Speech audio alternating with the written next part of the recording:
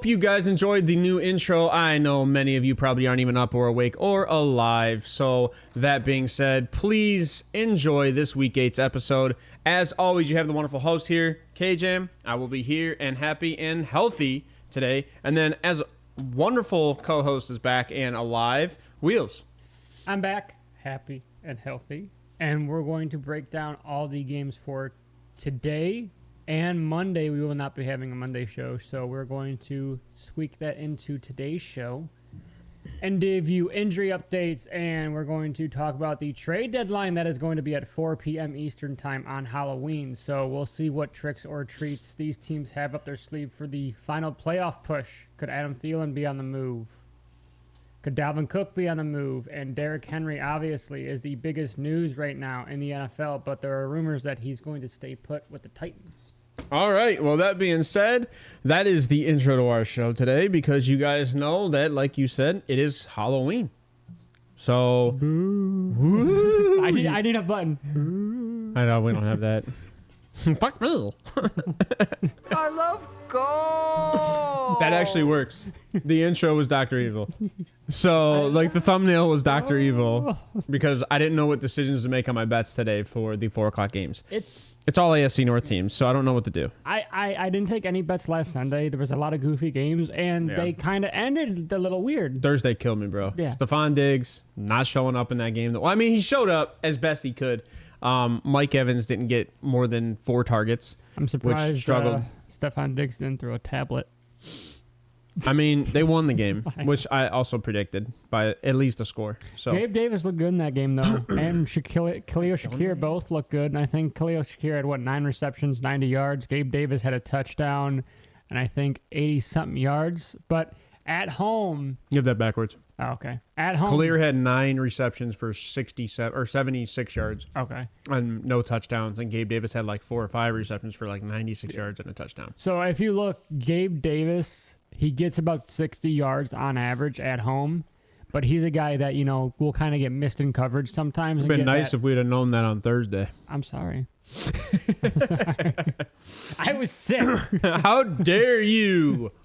Okay. So, what do we want to get into today? We want to get into the games, or do you want to wait a little bit because no one's here right now in chat, and then we can kind of get into the games a little bit later. We can get into trades. We can do trades. Obviously, if you watch some of I don't know if you guys watch college football. I do a lot. There was a bad call on Shiloh Sanders. He got thrown out. Awful. Led with the shoulder. They said he led with the crown of his helmet. That was a bad call. Caleb Williams, again, is struggling against a mid-level defense, I want to say. I think he had 54% passing yesterday, which is not good for a guy who wants partial ownership of a team. I think this guy has got a lot of people with a magnifying glass on him now, and he's not showing up. I mean, he's 0-3 against Utah over the last 3 years. That team is now 6-3. They're 7-2. I do not think they're the best team in the Pac-12. Did they lose again yesterday? USC lost? They lost because I think they played Cal. Cal went for 2 to win it. Wow. That's crazy. I mean, here's the thing. Undefeated doesn't mean you're not a good quarterback. It doesn't mean you are a good quarterback. Yeah. It just means you have good team and good prospects and good coaching, especially at the college level. But I'm not going to say that Caleb Williams is bad. I will tell you that I just don't like Caleb Williams better than Patrick Mahomes. And this is... This is all you. You said Michael Penix... Yeah, I mean, I'm a Penix fan. And the more I watch that kid, he's winning the Heisman. There is no way right now that Penix is not the leader in the Heisman. Not. He wins the Heisman, he's going to be garbage in the NFL. What? That's just a Heisman curse. You're not wrong. That's the Heisman curse. The Heisman Trophy winner to actually be anything in the NFL, I think, was 16 years ago or something. If you really look at the last couple of Heismans, Devontae Smith, he hasn't looked good this year. He won the Heisman. Even the defensive end that came out of Ohio State, right? In Washington. Babyface. Oh, Chase Young? Yeah. I don't think he won the Heisman. Did he lose he lost the Heisman to Joe Burrow. Yeah. That's right. So and Joe Burrow, we both love Joe Burrow, right? He's regressed. I know his injury, but I don't know if he's regressed. I think that he reminds me of. Bear with me on this statement. Oh God, Baker Mayfield, beginning of the season every year.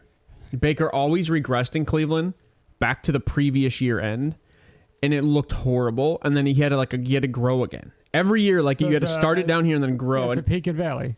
Yeah, but why does a valley have to be the first 5 weeks of football? Oh, so going on to that, do you remember the Patriots with Belichick? They always struggled in September, early October. They've always struggled. Have you looked at them the last couple of weeks? They've looked pretty solid. You know, last week they won. Yeah, so but Mac Jones, all Mac Jones has to do is not turn the ball over.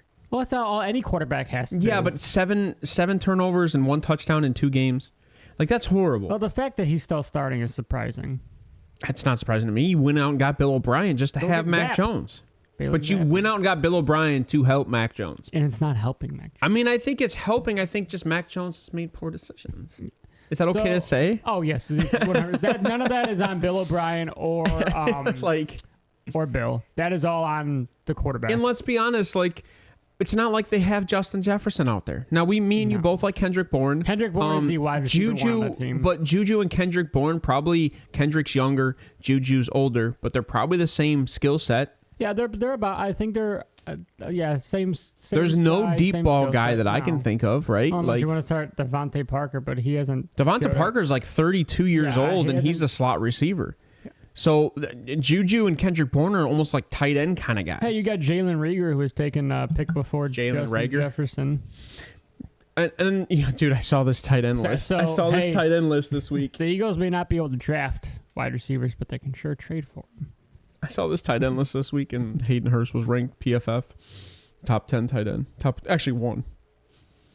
Hayden Hurst? Is it Hayden Hurst? Yeah. What? Dude, I can't do this stuff. Where is he even at? He's Carolina. Atlanta? He's Carolina, right? Oh God. So it's disgusting. Speaking of that, disgusting. You want to get into some trade talk? There's been rumors about Lenny coming back to the NFL. We've talked about that for a couple weeks of why he hasn't really come back. We don't think he wants to come back. I don't know if it's the fact that the money's not there. He just doesn't have that desire anymore, which he may not. I mean, he's got a Super Bowl ring. He's got money.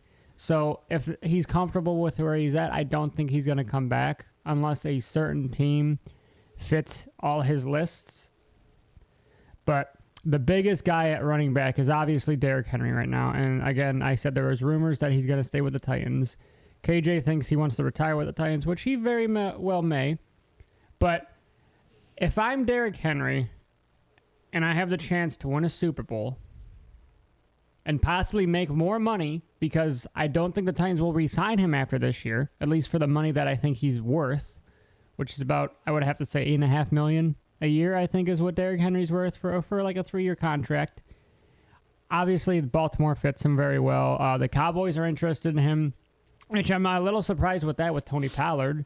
And Cleveland, another team that fits him very, very well, because Cleveland is in definite need of a top-tier running back with the injury to Nick Chubb, and now you have Jerome Ford, who is questionable for this week. It may not play. They said he could miss 1 to 2 weeks, and now all of a sudden it's questionable. So there's just a lot of weird stuff going on with that front office in Cleveland. I'm not ready to talk about the Deshaun Watson trade yet. I think you need to give it the rest of the season to see how it plays out, as much as I'm not happy as a fan with the way that has played out. Here's the thing. So the Deshaun Watson trade, it's one of those things like Russell Wilson trade, right? I think they traded 2 firsts and 2 weapons. Yeah, Russell's played well this year, but it hasn't shown. Well, here's the thing. When you look at a trade and its outcome, you have to look at the entirety of the trade, right? You have to look at who they drafted in those positions, and then you also have to look at what the Browns have done with those positions. And so I think the 3 draft picks that the Texans got from the Browns were Kenyon Green, the offensive guard. Kenyon Green. Kenyon Green. I think they got John Mechie in the second round of last year. And was that their second round pick last year? I think Will Anderson. Because you had Jalen Petrie with the Texans' second round pick. But with the Browns' second-round pick, you got John Mechie, who hasn't really shown up at all this year. I know he had cancer last year, so he didn't play. But He's not even like really on that depth chart this year because it's Nico Collins, Tank Dell, Robert Woods. I almost said Robbie Anderson. I mean, Robert Woods, and then Dalton Schultz. I'm trying to think who the other wide receiver is. I can't remember. Every time I see him, it drives me insane. But they have another wide receiver out there too. But it's not. Noah Brown. Noah Brown, and it's no. Noah Brown from Dallas. Okay, yeah. And it's not. Mechie. No, and it's not. So I had a guy who I thought was going to be really good for in football, and Xavier Hutchinson, and he hasn't really seen anything. But again, that wide receiver room is a little crowded. So I don't know. He was really good with Iowa State. I liked him a lot. Good yak guy. But with those draft picks, I mean, Will Anderson is a good draft pick for them. I'm not ready to say that Green is a bust for them. Obviously, I like to give a lot of rookies 2 to 3 years on average just to see how I wouldn't consider him a bust. No. I definitely wouldn't consider him a bust. I don't know if that's a. I don't know if that's like a 13th. I'm scrolling through PFF trying to find that tight end ranking, and they reposted the Myles Garrett blocked field goal. Every time I see Myles Garrett jump over an offensive line, and this dude's like 260, like 6'3". Everybody's mad because he touched the lineman with his toes. Oh, he'll be all right. You know what? Like we haven't had bad ref calls this year. Yeah, Let's be honest. Egregiously touch him. You can't. It's funny. I'm just laughing at it when I saw the video. But I agree with your out because you started with the conversation of Derrick Henry, right? And him wanting to stay with Houston. Yeah. Or Tennessee. Tennessee. I agree with, what was it? You said Ian Rapp? Schefty. Okay, so I agree with Schefter that the Titans don't want to trade him. I don't think you're going to get enough value for him. That's the argument, right? I think that a team is going to have to offer, and I think a second or more. I think to move Derrick Henry, they're going to need a second and a third, and they're going to be like, all right, I'll move him. But I also think there's conversations behind closed doors that Derrick Henry wants to retire as a Tennessee Titan, if at all capable. And he might be on a Zeke Elliott kind of conversation where like, hey, I'll take $7 million a year or $6 million a year. 8.5 is his high where I see him. I mean, especially with Tajay there now, like you don't need to worry at running back because you got depth. Both these guys aren't showing injury and you have depth. Yeah. So you can enjoy this a little bit for time being. We did say that in the beginning of the year that don't be surprised with Tajay getting more snaps every game. And he has. His snap count has increased mostly. And that is to take some of that, I don't want to say burden, but some of that hits off Derrick Henry because he is getting older. And that's not saying that Derrick Henry's losing a step at all. He's not. I mean, Derrick Henry is a very solid like RB10 right now, RB6 in fantasy, depending on where you're at. If you're not PPR, I think he's like RB6. Yeah. I mean, that's what it really matters on. I'm trying to think. But so going just strictly with the way that team is moving, I think they're going to be going into a full rebuild this offseason. Ryan Tannehill is going to be gone because this is the last year of his contract. You're going to go with either Will Levis or Malik Willis, which Will Levis will be starting this week because of Ryan Tannehill injury. You have D-Hop still there. You have Treylon Burks still there, who has yet kind of to show that leadership role that he kind of showed in Arkansas when he was there in college. So Derrick Henry is 15 in PPR. So he's got to be a little bit higher than that. I have him at like RB10. Yeah, he's got to be slightly higher than that with standard. Fantasy's obviously different from... It's relevant, though. Yeah. It's relevant because when you're looking at points, you're looking at yards and receptions. So it's relevant. But I'm just saying, like, that team, the argument that they're going to sell Derrick Henry is because they got rid of, was it Byard? Kevin Byard. Yeah. Which I wanted him in Cleveland. So the assumption is that they're going to get rid of Derrick Henry because they're on a fire sale. Because they're starting Will Levis this week. So, like, we're going to fire sale everybody. We're going to get rid of Derrick Henry. We're going to get rid of our tackles. We're going to get rid of our defensive ends. Like, I don't think that's the goal here. I think they drafted Will Levis hoping that he could be the successor to Tannehill. They owed Tannehill, I think, somehow like $36 million this year. So they're going to start Tannehill. He's dealing with injury. They didn't expect to pull out Tannehill. And it's also a weak division that at any point in time, it can shift. It could flip. Yeah. Right now, the team that's in first place in that division is Jacksonville at 5-2. And don't they play them this week? Like, Jacksonville plays Pittsburgh this week. That could be a hard game for Jacksonville. Tennessee plays Atlanta. Oh, yeah. So, and then Indy plays the Saints. So, like, these are all hard defenses that these three teams have to go up against. They could all take a loss this week, or any one of those teams could take a win. So it's just going to be. I think that division is just so hard to play in when it comes to. They're equal. They're all equal teams. And Jacksonville has a habit of. Jacksonville has the best defense in that division. No, they really. I think. I can see. Yes, I can see that. Especially when you're looking at turnover ratio we talked about earlier. I can see that. The Texans are not far behind. I like the Texans defense. I just don't know if the conversation is if it's showing up in turnovers and sacks, right? So, like, it's good. We'll talk about it. There's going to be a good game this week. It's good. That's my game of the week. So when you said Adam Thielen, Thielen's a guy that I believe truly could be moved. Could be moved because you said he's owed how much next year? $10 million? He's owed $10 million. I also could see Brian Burns being moved. Their outside linebacker. I think he's outside linebacker at the end. They move him kind of. Is he? How old is Brian Burns now? What is he? 28. 27. So I don't know if I would move Brian Burns, especially if you're looking to stay healthy at defense while you create an offense around this kid. 25 OGs on my I don't know if I would get rid of Brian Burns, especially if he's performing. Now, there are rumors that the defensive end out of Minnesota. Oh, Daniel Hunter. Who's the sack leader this year. The only way I am moving Daniel Hunter is if I get a first and a third. Because he's young, right? Yeah, Daniel Hunter is he's another young guy. I think got drafted like 3 years ago. 29. So I mean, he's still. Oh no, that's okay. That's 6 years ago.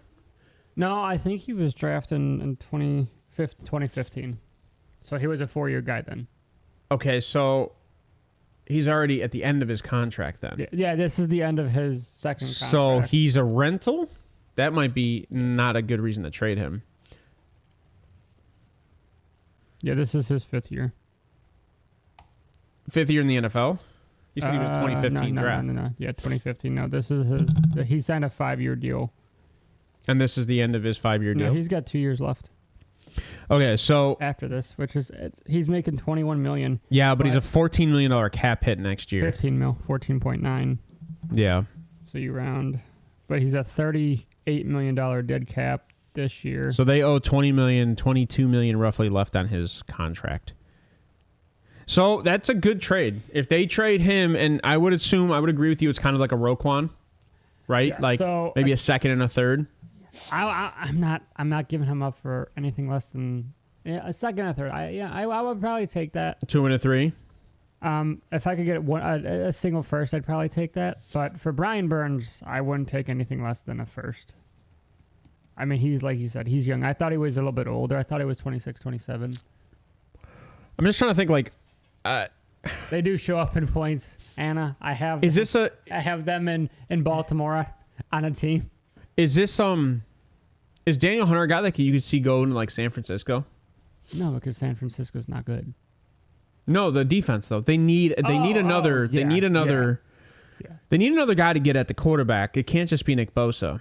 No, I don't think he would. I don't know if they would trade him because it's going to be a late pick. You know what? That's also that's in division. Yeah. Or in conference. Yeah. That might be one where they go to the AFC. So like Miami, right? Like Miami needs another guy to complement Bradley Chubb. Buffalo, because you lost.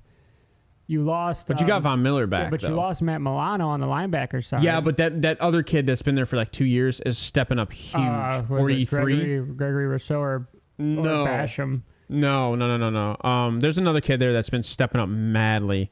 I was just rewatching that Thursday night game, and he was everywhere on that football field. For Buffalo. Let's figure out a team that may fit Daniel Hunter. Well, that's like you. I like that you said Buffalo. Terrell Bernard is the kid that stepped up. Yeah, I'm not sure who that is. I'm gonna be honest. I think that's his name. I think I said number 43, and that's number 43. If the Steelers win this week, could they go after him? No, Cam Hayward should be back after this game.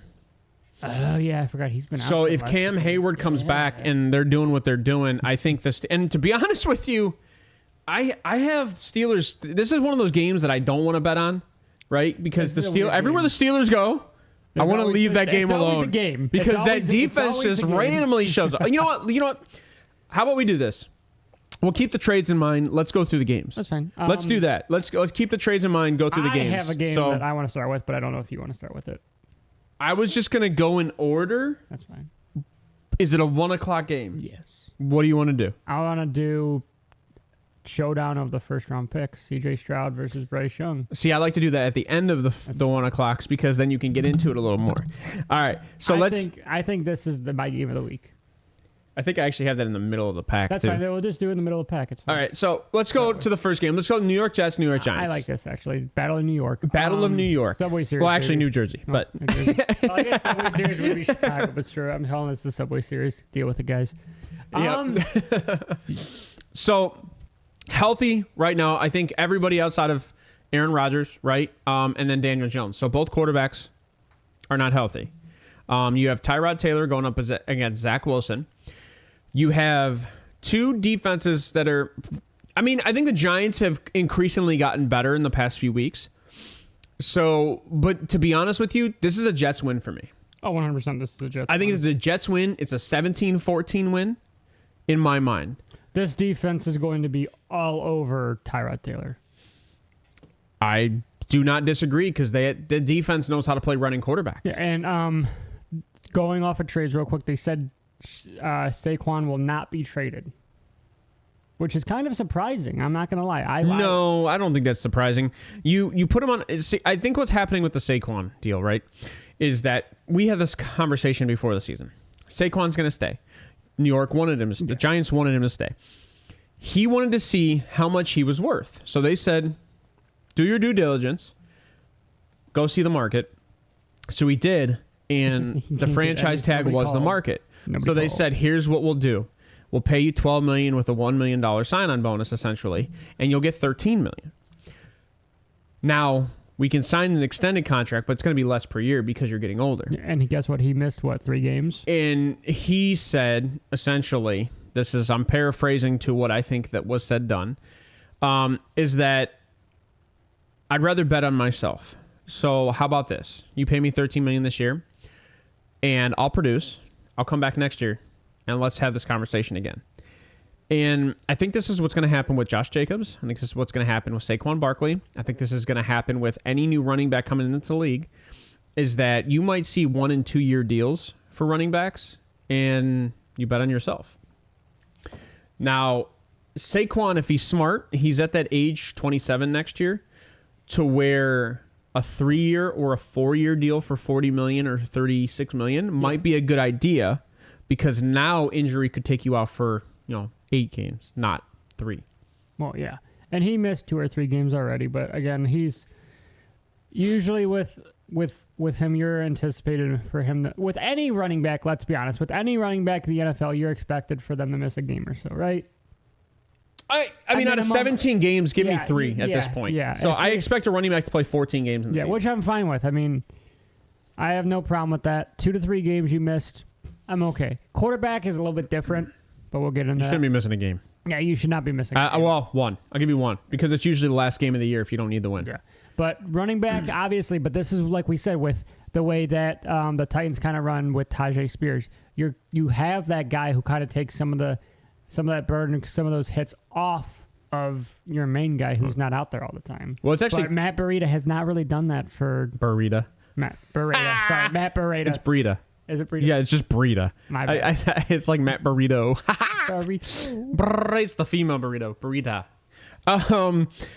So I agree with you that this running back room has been missing something. But I will also say that with the Giants dealing with injury with Saquon, now Danny Dimes is down with a neck injury. Which he's had previous neck injuries. Correct. Hey, both of them got paid. So at this point, I don't care about him.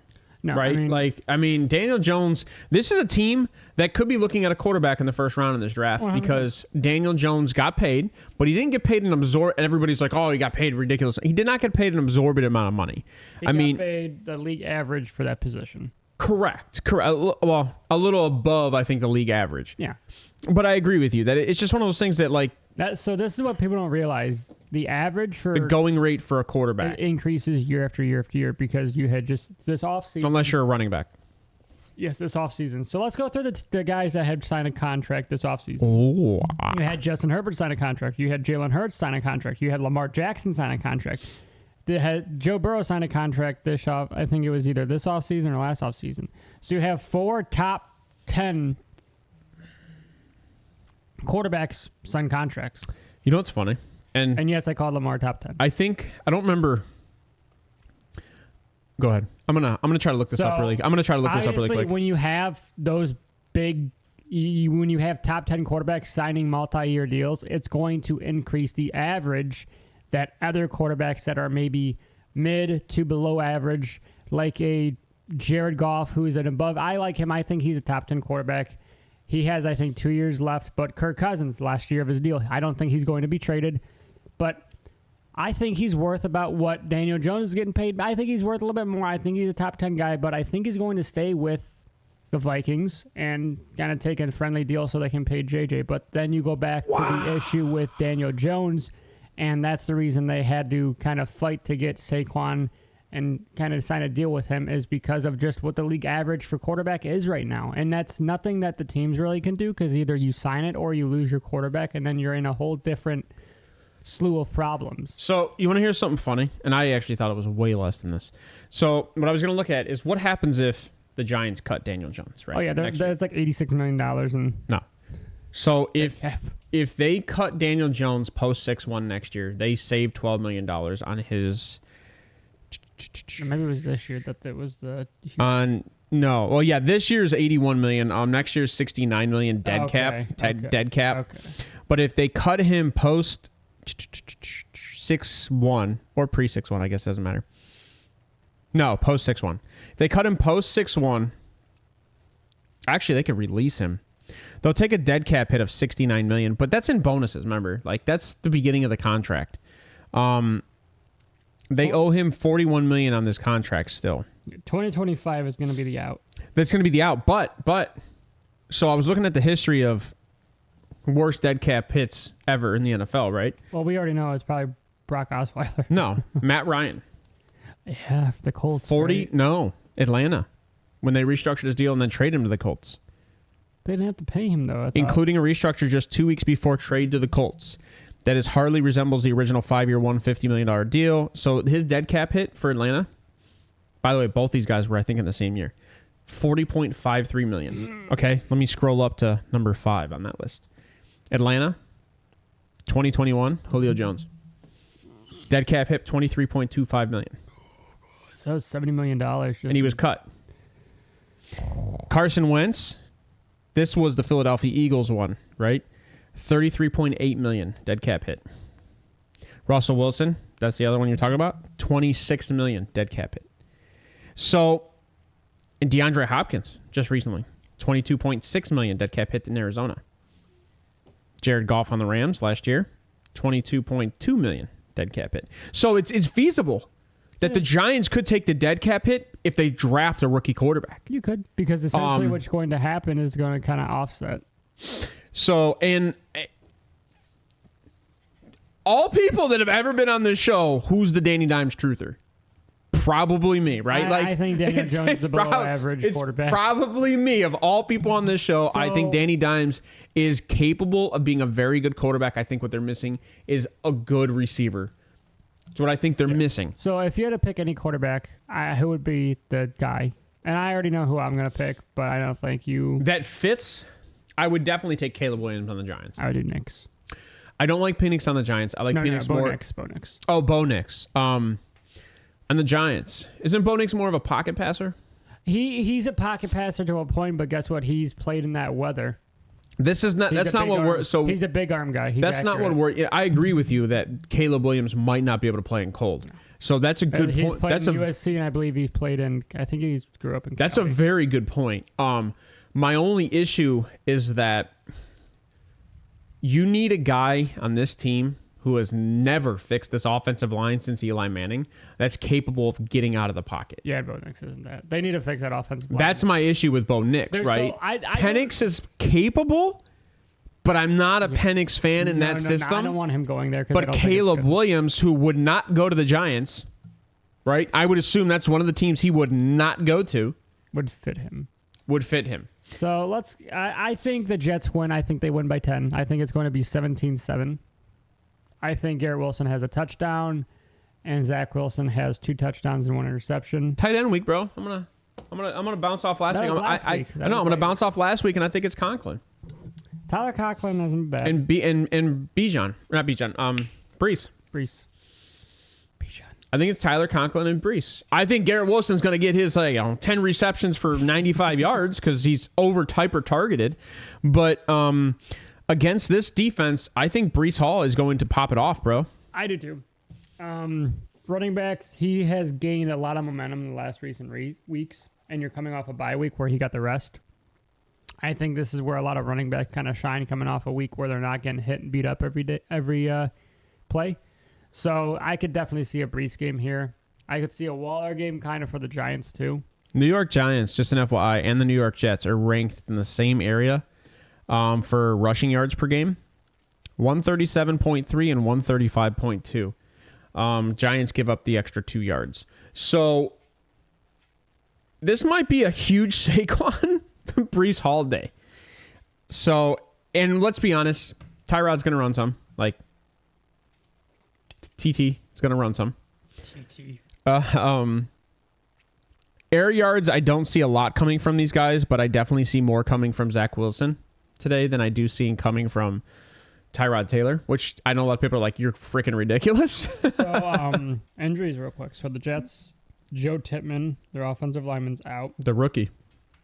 Irv Charles, wide receiver, out. Don't know who that is, I'm going to be honest. Randall Cobb out. Will McDonald. What did you say for the Jets or Giants? Jets. Randall Cobb, questionable. Will McDonald, questionable. And Michael Carter, second, questionable. Yeah, Will McDonald, that one's been kind of a rough one. Michael Carter probably will not be in just because it's going to be Dalvin Cook, Brees Hall. I could see him being traded too. That's one we've been talking about all year. Yeah, he's Michael Carter's a guy I would love to see go to the Browns because you wouldn't give up a 4th or 5th. And I think he would heavily be better than Pierre Strong. Just 100%. Throwing that out there, Cleveland 100%. Browns. Giants, obviously, Danny Dimes is out. Gary Brightwell is out. Andrew Thomas is doubtful, your offensive lineman, or offensive tackle, so that is not good.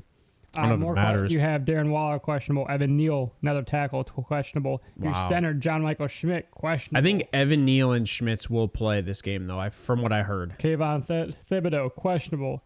Andrew Jackson, questionable. Thibodeau's questionable? That team is missing a lot of guys. All right, I'll take the Jets by the points, 3. Yeah. So we both have the Jets. Yeah, I'll take the Jets to win this game. Like I said, I said 17-14. I might actually put it 17. I might put it at 20-14. Okay. Now, just because if Thibodeau, again, this is an argument. If Thibodeau's out, there's no pass rush. No. Zach Wilson is going to have time, and this is a great game where Zach Wilson might be able to just kind of sit in the pocket, learn to read the defenses, and sling the ball. So this could be, like I said, a Garrett Wilson and Tyler Conklin day. My daughter just fell upstairs. But I really like Tyler Conklin and Garrett Wilson in this game. And then when it comes to wide receivers, a lot of people think I might be crazy. It's going to be raining all day in East Rutherford. I did pick up... So it's going to be a running game. I did pick up Cedric Tillman. Why? Because something's going on over there, man. Cedric Tillman's getting more play time along with Wan'Dale Robinson. And then you obviously Darren Waller. Like, those are kind of clearly becoming the 1 and 2. It's crazy. I think that offense is going through. I think this is one of the teams you said might have an identity crisis. I think they've got 6 receivers, and they're still trying to figure out who the 1 and 2 are because everybody gets reps on that field. But when Wan'Dale came back healthy, he's gotten more playing time. And Wan'Dale's the number 1 in my opinion. As Tillman's gotten more acclimated, he's been getting more and more playing time at the 3. Not Cedric. Jalen Hyatt. Jalen Hyatt. You're right. You're right. No, it's Hyatt. You're right. Yeah, You're right. You're thinking right They both went to Tennessee. I know. It's both these receivers went to Tennessee, and they both went to different teams this year. We have Tillman in the Cleveland. My bad. Yeah, Jalen Hyatt. That's why I was confused. I'm like, yeah, Jalen Hyatt is slowly, increasingly gotten more play time, and he's becoming the number 3. Yeah. So I like Jalen Hyatt on the upside of this team. I still see, I don't know. I mean, I still see the Jets. I still see Zach Wilson throwing the ball like 24 to 27 times. Interception. It's going to be raining all day like 50s. So it's not miserable, but it's definitely going to be. You think he's going to have an interception, huh? Yeah. He hasn't had one in, 3 games? It's been a minute. It's been a minute. As much as I hate to say it. It's funny that you said that because I was like, I don't think he's had an interception like the last 2-3 games. He's held out. No, he did have a late one against Philly. He did not have one against Philly. He had it against Denver. But then he didn't have an interception again. Mind you, listen to these defenses that he's played. Let's be honest. Week 1, Buffalo, 1 interception. Week 2, Trayvon Diggs was healthy, 3 interceptions. Week 3, 0 against New England. Week 4, 0 against Kansas City. Week 5, Denver, 1, but he had no touchdowns in that game. But he did have 2 fumbles. That's a factor. Yeah. Philly, 0 turnovers. Okay. So in 6 games, he's had 7 turnovers. No, he's played all year. 7 games. So in 7 games, is it 6 games? He has had 7 turnovers. Oh, yeah, they had a bye week last week. You're right. 6 games. Yep. So, yeah, he's if you want to go statistical, he's averaging a turnover a game. Maybe 1 with fumbles and 3, 6, 8, a little over. Okay, so yeah, we'll say he's going to have a turnover, whether that's fumble or interception. He's actually averaging more turnovers than touchdowns. But obviously that was to be expected because they didn't have him being the starter. They had Rodgers and he's not the biggest game he's had is against Kansas City at 245 yards, 2 touchdowns, 0 interceptions, 1 fumble. He should have won that game. But hey, that's here nor there. I'm seeing that today, though. Yeah. That's what I see happening today against the Giants defense. Oh, yeah. Like, I see him throwing for over 200 yards, and I know you say it's raining.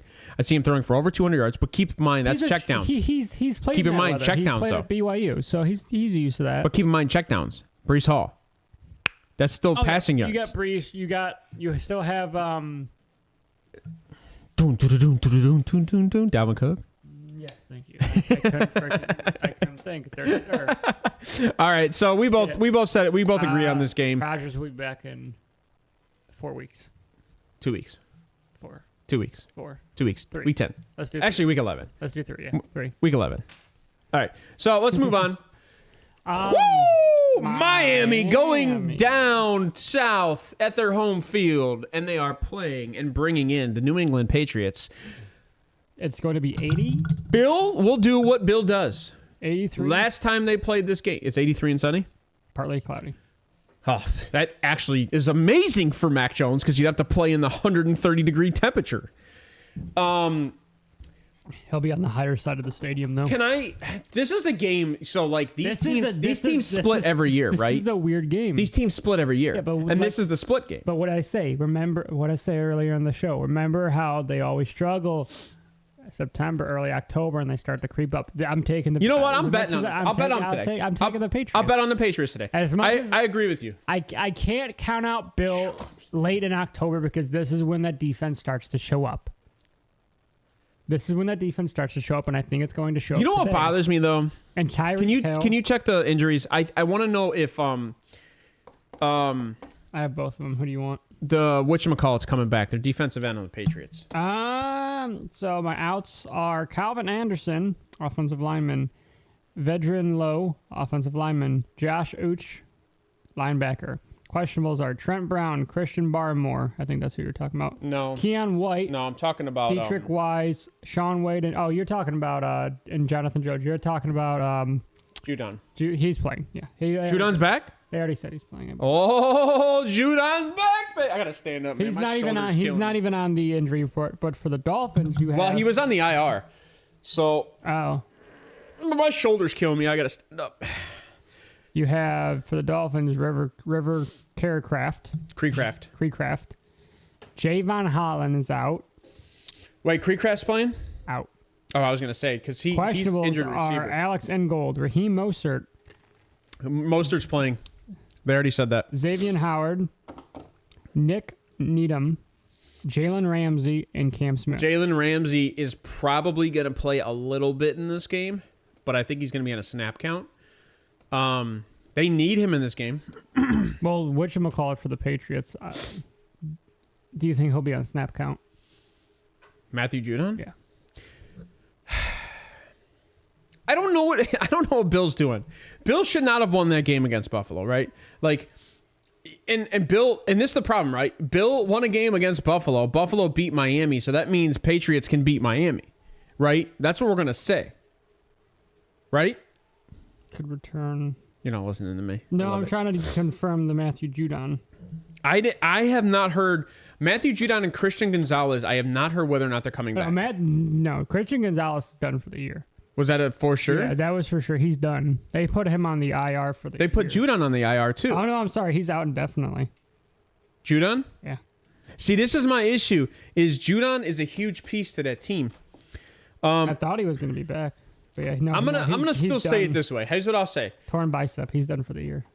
Oh, okay. So he's done for the year. Yeah, that's the same injury that Joe Thomas had a few years back. I think he only missed like 4 games, though, didn't he? No, Joe Thomas missed the whole year. That was later in the year, though. So, yeah, he'll miss like 6. I'm going to say that the Patriots win this game 24-23. I had to stand up. I'll stand up. Dude, well, I just had to stand up because my neck is killing me. So I apologize for all you guys out there who don't want to see me stand. This is a weird game. Like I said, this is where the Patriots kind of start to, they're not treading water anymore. They're gaining speed with Bill. And I think that's what's going to happen. If you look at the way, even the last few years, they are kind of like the Steelers, they always find a way to stay in games later in the year and somehow win them. And I think they're going to I think they win by a touchdown. And I think that's going to be a whole later. touchdown? What's the Man, line? I'm looking. Hold on, I'm looking right now. I had to switch my mouse. Give me a second. You're saying they win by a whole TD? Yes, sir. It is Miami is favored by. Hold on. Miami's gonna be favored probably by 8.5? 8.5 points. and you're saying they're gonna lose. that they're gonna lose by a TD. Yeah, so we're saying 6. Yeah, I do. So that's a 14-point swing to Vegas. But I'm not a financial advisor.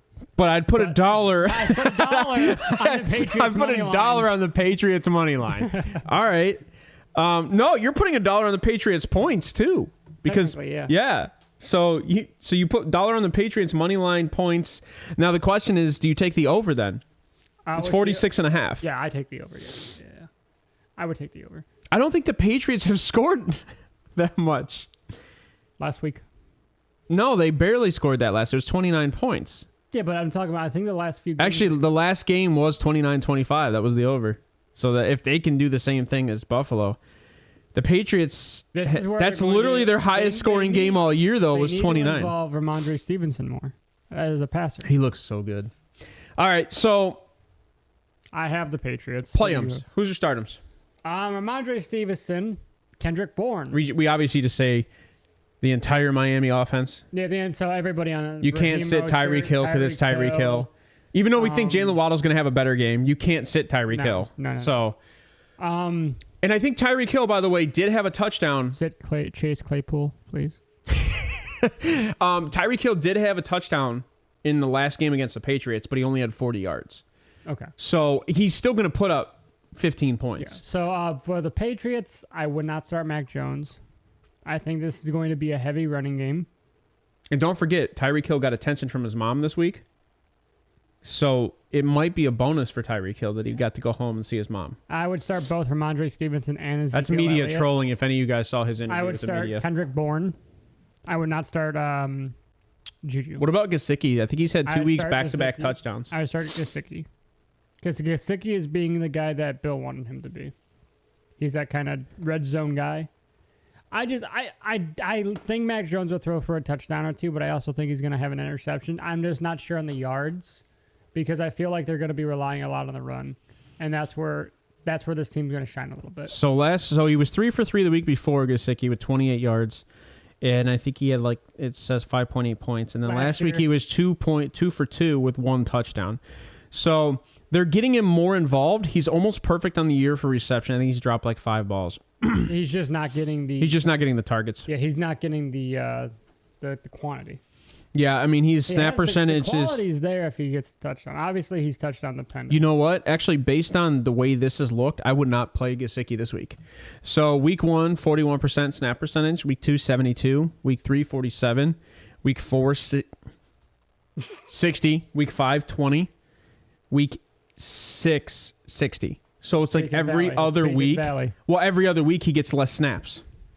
So this would be no, it's not down. It's not slowly trending down. It's just 18% snap percentage. Yeah, so it's probably going to be somewhere around 20 to 30% snap percentage, which means that this week should be a Hunter Henry week. Yes. And Hunter Henry, yes, this 100% should be a Hunter Henry week. The problem is Hunter Henry just doesn't catch balls outside of the first 2 weeks of the year. He was the top 5 tight end. So, yeah, Hunter Henry. It's our Hunter Henry this week. That's what the stats are reading. All right, so that's could be Pharaoh Brown prediction. too, though. I'm staying away from betting 100%. In this game? Yeah.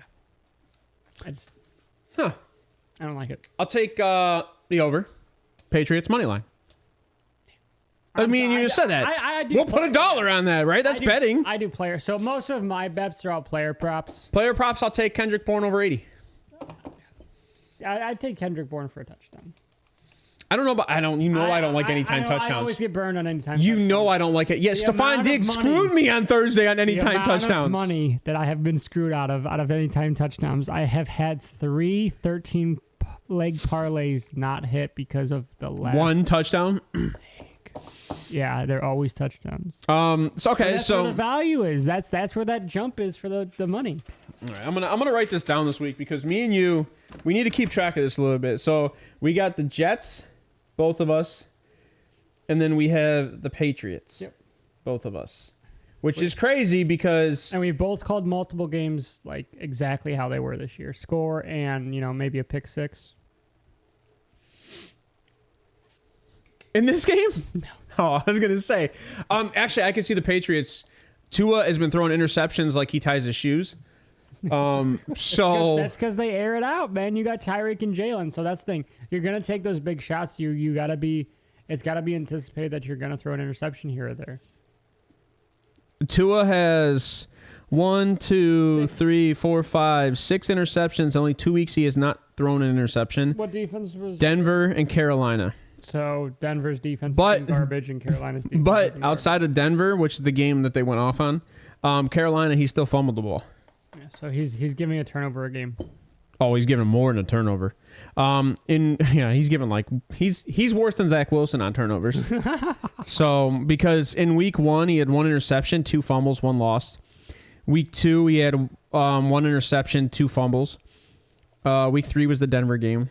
Buffalo 1 interception, 1 fumble. Giants 2 interceptions, no fumbles. Carolina 0 interceptions, 1 fumble, and then Philly 1 interception. So, and they lost that game to Philly. Yeah. So, which you called, by the way. So, let's move on from here. Let's get out of this New England game. Let's get into some games where we know we can put some bets on. Rams going into Dallas. Dallas is averaging 60 yards more. You're in a dome. At home. You're in a dome. And they're averaging, I think, 10 points more at home. I think both those stats are true. So when you're looking at Dallas, I have Dallas winning this game. I'm gonna take the Rams. I think I like the Rams in this one. I think Dak is going to be the problem this game. I think this is going to be a game where he turns the ball over 2 or 3 times, whether that be interceptions or fumbles. I think this is a game where you're going to have a big game for both Puka and Kupp, and Matt Stafford may throw for 320 yards and 3 touchdowns. So here's the thing. I don't disagree with what you're saying. I'm going to take the Rams to win by a field goal. I'll do let's do 27-24. So here's what I'll say is you're taking the Rams to win by a field goal. I would take the Rams on points. Okay. So you're taking the it's so Dallas is favored by 6.5. So you're taking the points. I would take the points in this game over taking the Rams just because I understand the argument of the Rams, but when you're looking at pass rushing, they have not been able to keep Stafford upright at all. No. And this is where Stafford's been struggling, is if he can't be kept upright, they got to play underneath, and Dallas is a one-cut team, right? Yes. So they're going to keep everything underneath. They're going to play them just like the Steelers. And who won that game? Steelers beat the Rams, right? Yes, Steelers. Okay. Sorry. And I think Dallas has a better offense than the Steelers. It's arguable. So I would put Dallas on the win on this one, but I still think it's going to be a close game. That's why I take the Rams by the points. So stardom sit-ems this week in this game. Puka's an obvious stardom. At this point, Cooper Kupp is an obvious stardom because both these guys are going to get anywhere from 10 to 15 targets, and they're probably going to catch 8 to 10 of them. Injuries are Hunter Long for the Rams, Ben Skoranek for the Rams, Rob Havenstein. Hunter Long, that's the guy they traded for out of Miami, Ernest right? Jones, and the Cowboys is Tyron Smith. Didn't they trade Jalen Ramsey for Hunter Long? I think so. I think it was like Hunter Long and a fifth. I'm sorry. That guy never played a snap, but now he's on the injury report week 8. Do you start? It's who's their tight end? Rammies.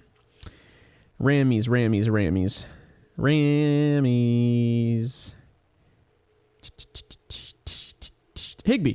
I thought it was Higbee. Yeah, Tyler Higbee. Yeah, I start Higbee. It depends on your tight ends.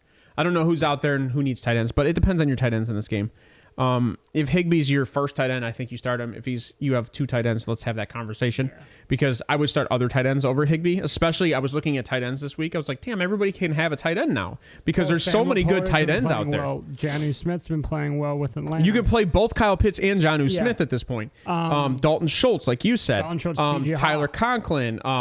Like we said, Hunter Henry's been somewhat consistent. Yeah. I think Hayden Hurst in Carolina is up there now at this point. I don't want to say he's boom or bust, but he's close to that. It's very. He gets a lot of the seam routes with Adam Thielen getting checkdowns. Right. And then Dallas, right? Dallas offense. I think stardoms for me. I think obviously if you have Pollard, you're going to have to start him because they're going to try to run the clock out if they get up. So Pollard's definitely a must start. CeeDee. Also, I think is a must start. You have to start CeeDee. And then Dak. I would start Cooks. I'd start Cooks in this game. I like Dak in this game just because high upside. I mean, they're going to rush him, but he's going to try to get out of the ball quick, and it's going to be yak. A lot of it's going to be yak, which is kind of why I like Cooks. But Gallup's been the guy for him when it comes to that. Him and Dak definitely have a rapport.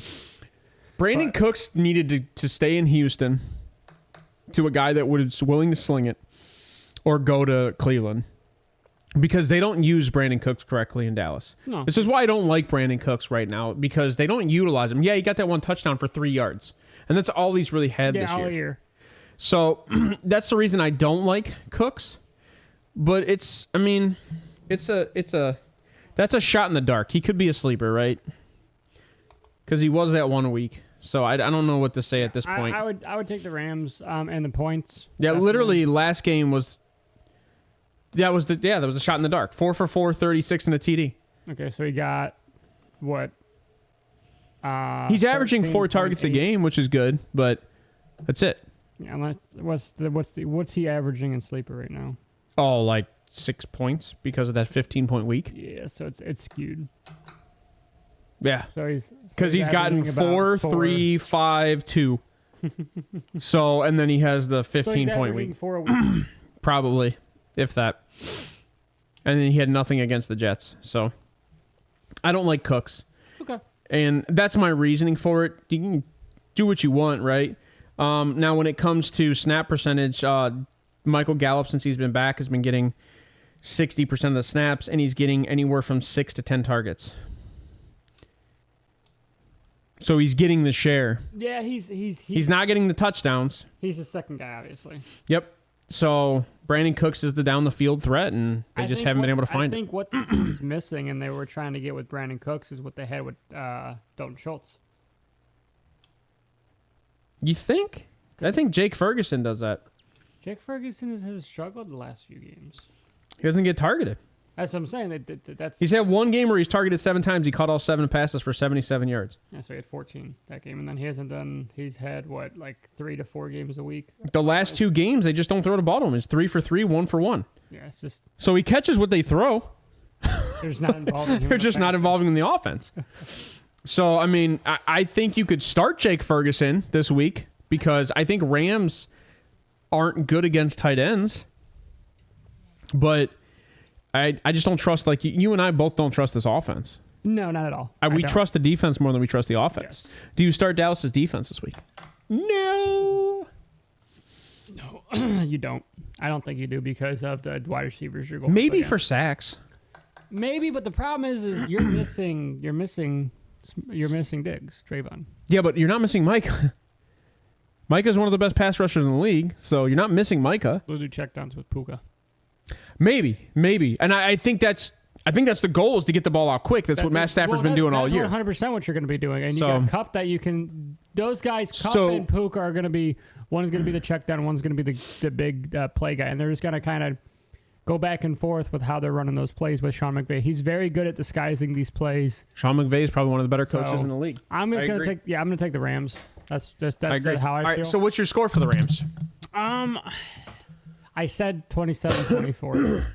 All right. So yeah, that's right. Okay. So and I said I'll take Dallas in this game. If I take Dallas this game,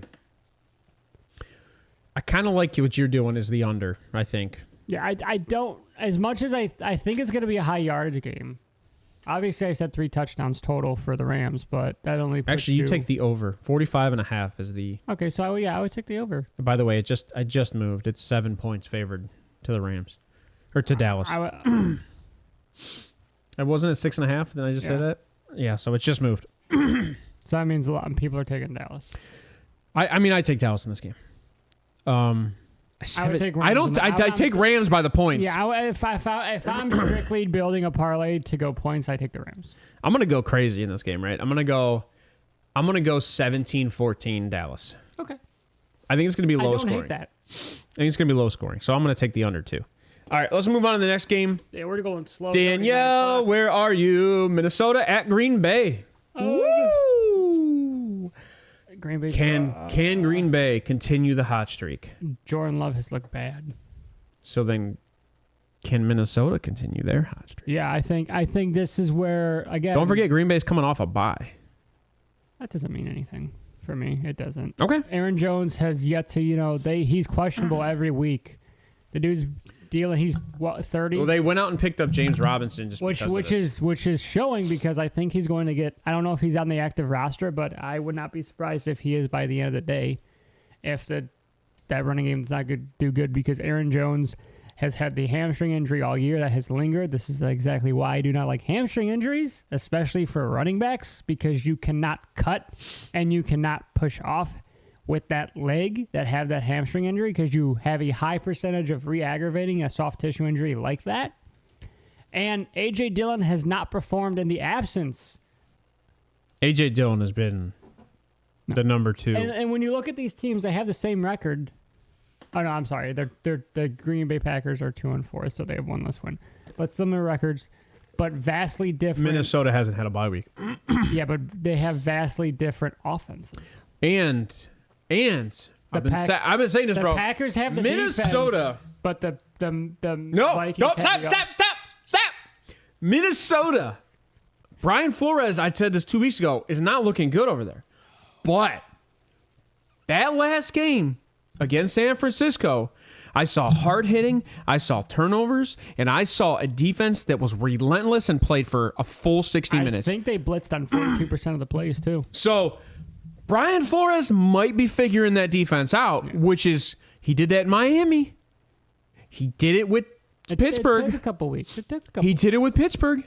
I'm taking the Vikings by like 10. You know what? I don't know what's the line for this guy. I'm guessing the Vikings are probably giving. Can we talk about Minnesota winning this division again? Not yet. Not yet. If they win this game. Depending. Okay, how they win the game. Okay, so if Vegas doesn't know who's supposed to win this game. If the Vikings win this game and Detroit loses, then we'll have that conversation. So Vegas doesn't know who's supposed to win this game. Minnesota's favored by 1 going into Green Bay. Minnesota's getting a point.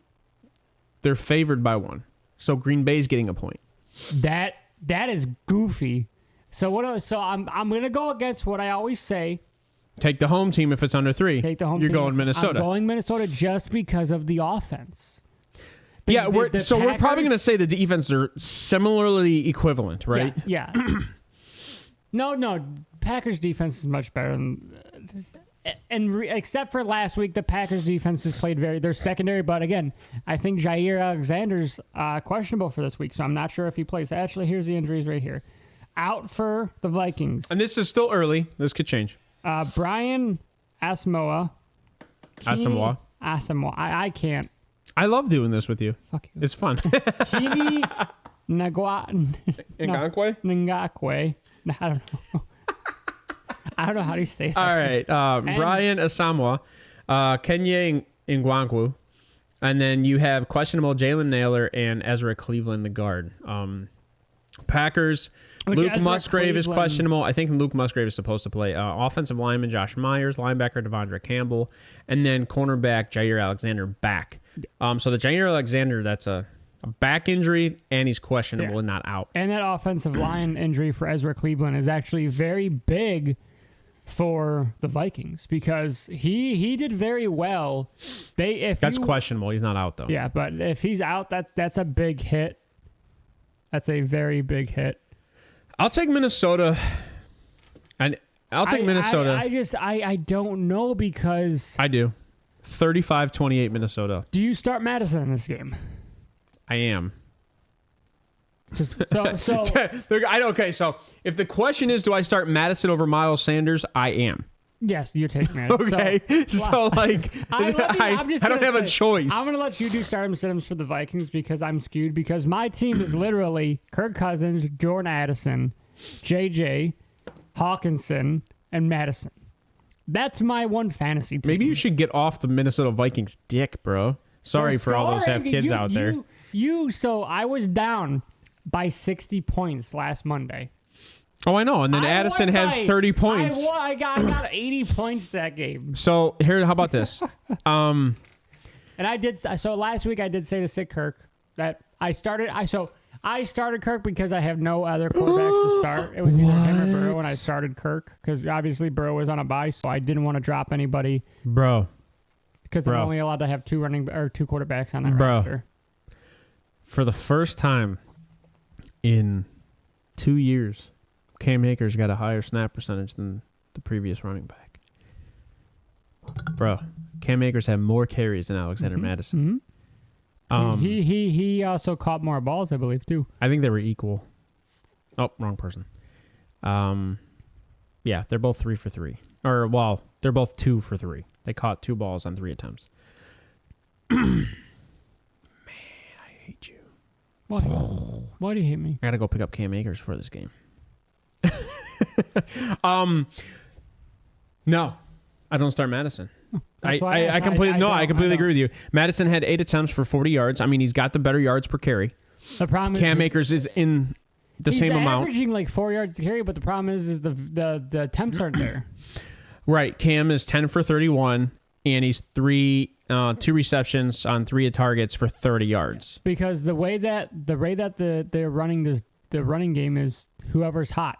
But I would argue they go back and forth to see who's maybe hitting that hole a bit better. I would argue if they get in the red zone. The problem with this team is they're never in the red zone. They score when they're out of the red zone. They haven't scored a rushing touchdown all year. Well, the problem with the team is that they score when they're out of the red zone. It's passing touchdowns. Because you have Justin Jefferson, Jordan Addison, KJ Osborne, TJ Hawkinson. You haven't scored a rushing touchdown all year. If they're in the red zone, I would take Madison. Oh, yeah. The problem is they're not getting in the red zone. And Akers is getting you there. Right. So I actually don't like running backs in this game. No, I'm glad you made me look at it this way. I don't like anybody on the other side. I mean, I would take every weapon in both these games outside of the running backs. I would say Jaden Reed. I would say Romeo Doubs. I would take Watson. I would take Addison, Hawkinson. Well, I don't like Jaden Reed, but I like Doubs. I like Musgrave. Well, Jaden Reed 2 weeks ago had the deflected touchdown. I know, and accidents happen. Like Tutu Atwell had that touchdown that he stole from Cooper Kupp. Yeah. But if he wouldn't have stole it, that ball gets intercepted. Accidents happen. Yeah. Sometimes guys are just there. But when we talk in stardom settings on Minnesota, obviously I think you kind of have to start Kirk just because he's a top 10 quarterback statistically in fantasy. You have to start KJ Osborne just because he's the number 2. He's going to get the target share. Brandon Powell. I know. Addison was out a couple snaps, and Brandon Powell and KJ Osborne both did very well for. So Brandon Powell, but only had 5 targets, right? Yeah. So it's when we're talking about the target share, I think that KJ Osborne has more targets. He's 6, and he's still receiving the ball, right? He's receiver 2 right now, especially right. If you look, if you take Hawkinson, and he's on the field 93% of the time. Yeah. So when Hawkinson's out there, sometimes Brandon Powell isn't. Brandon Powell's getting 60% snap percentage. Big difference. So can Brandon Powell be a sleeper? 100%. Oh, yeah. Wide receiver 3 at best. I had a heart attack last week because Addison and Hawkinson were both out at one time in the locker room getting evaluated. So I had a mini heart attack because that was a quarter of my offense. But you have to start Hawkinson. You have to start Addison. You have to start KJ Osborne. You have to start Kirk. I don't KJ Osborne, if he's on the waiver, Brandon Powell, if he's on the waivers, go pick him up. Maybe use him as a flex. Yeah, good flex week. If he would be a good flex for like a 12, 14 man league. Yeah. I don't start Jordan Love. This is a hard one because Jordan Love has the upside, right? He super has the upside. But he also has very low sides. So Jordan Love last week against Denver scored 16 points, but against the Saints he scored 25, against Atlanta he scored 20, against Chicago he scored 22, against Detroit he scored 18. Las Vegas was his worst game yet, and then he had a bye week. Yeah. I would say against Minnesota, Jordan Love is probably going to put up 18 to 19 points. It's going to be 38 and cloudy, so it's going to be a little chilly. That doesn't bother me. He's a Green Bay quarterback. You're not. Yeah, and he played at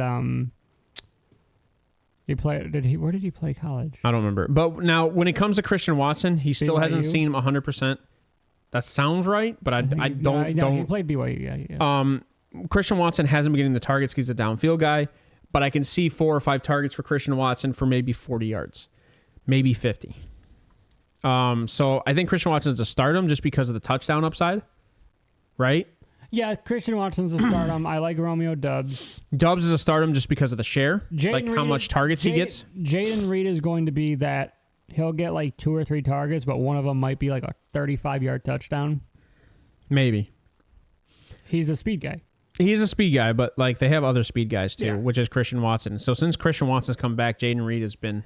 His role has kind of dwindled. Diminished a little bit. I mean, last game he did have 3 receptions for 21 yards and a touchdown. But against Denver, let's not forget this is Denver. That was that touch. Jaden Reed, is that who you're talking about? That was that deflected touchdown. So he probably shouldn't have gotten that touchdown. So you take that out, he only has 41 points instead of the... He has like 3 points in that game if you take the touchdown out. Yeah. But again, I'm all about Luke Musgrave in this game. Luke Musgrave has become like a top 15 tight end, top 20 tight end. Yeah, but like we said... Actually, he's 24 tight end overall in PPR. Yeah, this was a good tight end draft, and we like Laporta and Musgrave. Well, Musgrave was, he was in my top 10 coming out of this draft, yeah. If Aaron Jones is playing... I don't start him. If Aaron Jones is playing... Don't start him. You can't. He has yet to do anything. He has struggled. I think I'll start. I think I would start Aaron Jones this week. I can't start Aaron Jones. I think I would start Aaron Jones this week because he was prevalent in the pass game. He had 8.7 points last week, even on 8 attempts rushing. I think I'll start Aaron Jones this week just because of the pass game. And then it's if you're in a PPR. If you're in a standard league, I don't start Aaron Jones because he's not going to get the representation on the field. It's going to go back to A.J. Dillon. That's just me, though. All right. And you took who in this game? Minnesota? I took Minnesota. I'm gonna take him by 10. All right. So we both took Minnesota, and you said by 10? Yeah. Oh, I said 35-24. Okay, so we're right there. Oh, yeah, that's 11. Yeah, I didn't think about it. We're right there. And I'm taking the over.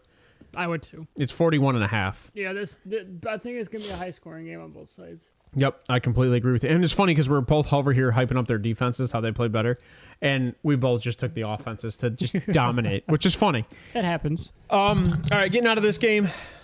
All right, here we go. Here's your game. Houston, Carolina. Houston, rookie against rookie. Top prospect against under top prospect.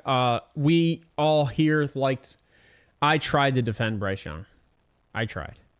But we all liked C.J. Stroud as the best quarterback in this draft. And A lot of people would argue it's because we're from Ohio. I would argue it's because he was the best quarterback in this draft. So that being said, stardoms for this week in Houston. Well, actually, this is in Carolina. I would obviously start C.J. Stroud. Carolina does get at the quarterback, but I think that C.J. Stroud is very capable of not taking sacks and throwing the ball away. Nico Collins, I think a lot of people have to start him at this point because he's proven to be the number one on that roster. Yep. And Robert Woods is out. Robert Woods is out, so I love Tank Dell in this game because he's coming back. And then when it comes to their running back, Dameon Pierce, you kind of have to start. I don't know. Because of his attempts? I would go out and get... Singletary? Yeah, Singletary. I would go get him if he's on the waiver wire. Because his attempts have increased. No, I know he's been increased in the passing game, but I don't know if he's increased in the run. So injuries for the Texans these are out. Robert Woods is out. Brevin Jordan's out. Sheldon Rankins is out. Questionable. Wide receiver, Xavier Hutchinson. Tackle, Titus Howard. Defensive tackle, Hassan Ridgeway. Panthers injury, out. Laviska Shenault Jr. and Von Bell. Questionable are Taylor Motton, Camu Gruer-Hill, Brian Burns, questionable, Frank Lavu, questionable, and Xavier Woods. All right, and then I will take back what I said. What? Singletary has increased over Dameon Pierce that last game. Mike Boone actually had a carry. If you look at the way that from last year to this year with Dameon Pierce, his issue is yards after contact, where Dameon Pierce is kind of struggling, which means he's getting brought down faster than last year, is where a lot of his yards, because he was able to slip through, say maybe some of the holes and stuff like that. So I don't know if that's something with him or something with the offensive line, but he has definitely kind of taken a step back with yards after contact, which is a big stat, in my opinion, for running backs. Yeah, no, I agree with you.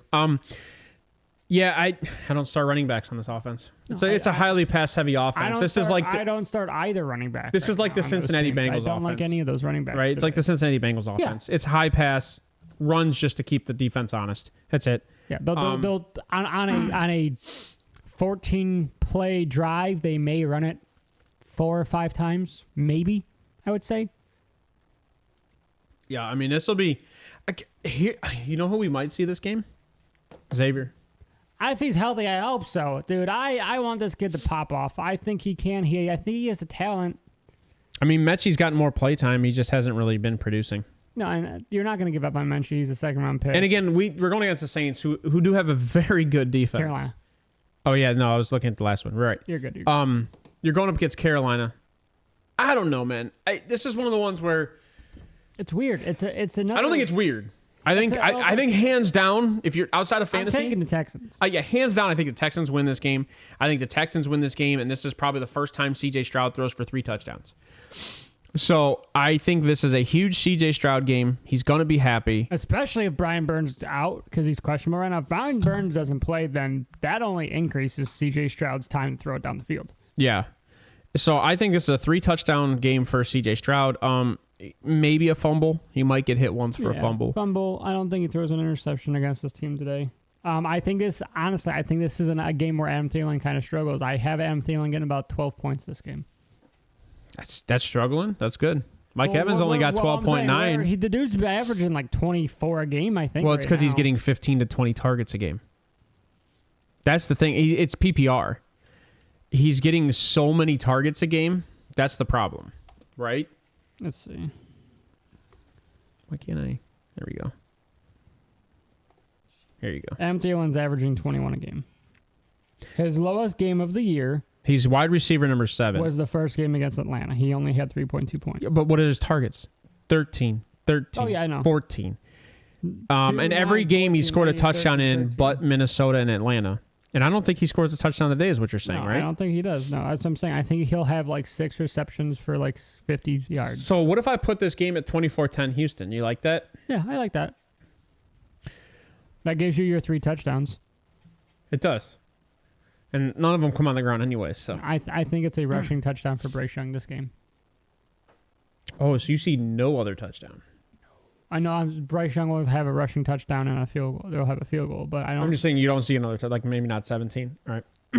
Let's look at the 24-10. I'm gonna look at this matchup real quick. What is who's favored? I'm guessing the Texans are probably going to be giving 3.5. That's accurate. 3.5. 43.5 is the over. I would take Take the under. I would take the under, and I would take Texans straight. I don't touch. You think they cover the spread? Yeah. Okay, so you're taking everything Houston. Yeah. Houston, boom, boom. Yeah, I would take Houston. Across the board, Houston. And I agree with this. And we agree with this just because Houston, as increasing... D'Amico Ryan's a phenomenal coach. He's going to know how to play Carolina. He's opening up the playbook more and more for C.J. Stroud week in and week out. Yep. And now you're going against a division rival. Or not, sorry. This NFC, AFC. Yeah, I do it all the time, too, because of Jacksonville. Yeah, that's why. You're going against the... But they have to win this game. Because of Jacksonville. Yeah, because if Jacksonville loses today and you win... You're only one game out. You're only one game out. And Jacksonville has not had a bye. Yeah, and that's kind of the same thing with the Vikings and the Lions. If the Vikings win and the Lions lose, you're only one game back. And the Lions haven't had a bye? No. The Lions bye, I think, is week. I don't think the Vikings had a bye either, though. I don't think the Vikings had a bye either, though. All right, no, the Lions did have a bye. Didn't they? I don't think so. No, you're right. They didn't. They're 5-2. All right. Moving on from here. Week 9. Yep. Week 9's your bye. All right. Another game. The rematch of the Philly at Washington, where it was Washington at Philly, and the game was 34-31 in overtime, won by Philly. How do we see this game popping off as the second game in Washington this season? Now, mind you, I don't think anybody's injured outside of Devontae Smith, who's been dealing with injury, but then they went out and picked up Julio Jones, which is cutting a little bit into Devontae's playtime. So injuries for both teams is Bradley Roby is out corner for the Eagles. And Jordan Davis is questionable D tackle. And then the Commanders, you have Shadig Charles, guard, out, and Cody Barton, linebacker, out, which is actually really big for the tight end aspect. So this could be a good Dallas Goedert game. No, it's 100% Dallas Goedert. Yeah, and then you have Curtis Samuel, who's questionable, he has showed up in games this year, so that could hurt. So I'm going to say I'm going to take the Eagles. Yeah, I'm going to take the Eagles dominating this game. They're not going to let what happened last time. I'm going to take the Eagles probably I'm going to say probably 28 to 17. This is a Dallas Goedert. I think he has 6 receptions for 50 yards and a touchdown. I mean, Dallas Goedert has been prevalent in every... I'll take it. Here's the thing. So Philly by 7, right? That's what they're... okay. Yeah. So Philly's favored by 7. What's the line? 43.5. Philly's favored by 7. No. 43.5 is the over-under. I take the over. I think I did take the over. I said 28 to 17. Yeah. So I think I did take the... No. Yeah. No, you did. I did 45. That's 45. I took the over. So, yeah, I'll take the over. Again, bang, bang, bang. Philly across the board. Yep. Over. Stardoms, obviously A.J. Brown, Jalen Hurts. I think this hurts me because it's burnt me 3 weeks in a row. I think you have to start Devontae Smith in this game because the potential is so high. You have to start Devontae because of what he can do. If you bench Devontae for another guy, I wouldn't be opposed to it at this point. Would you bench Devontae for Kendrick Bourne? Yes. Would you bench Devontae for Marquise Brown against Baltimore? I'm just trying to think of some other guys. I'm gonna say yes, only because of the targets. Marquise Brown is getting wide receiver 1 targets. Yeah, I'll bring up the targets for Marquise. I can do it right now. Okay.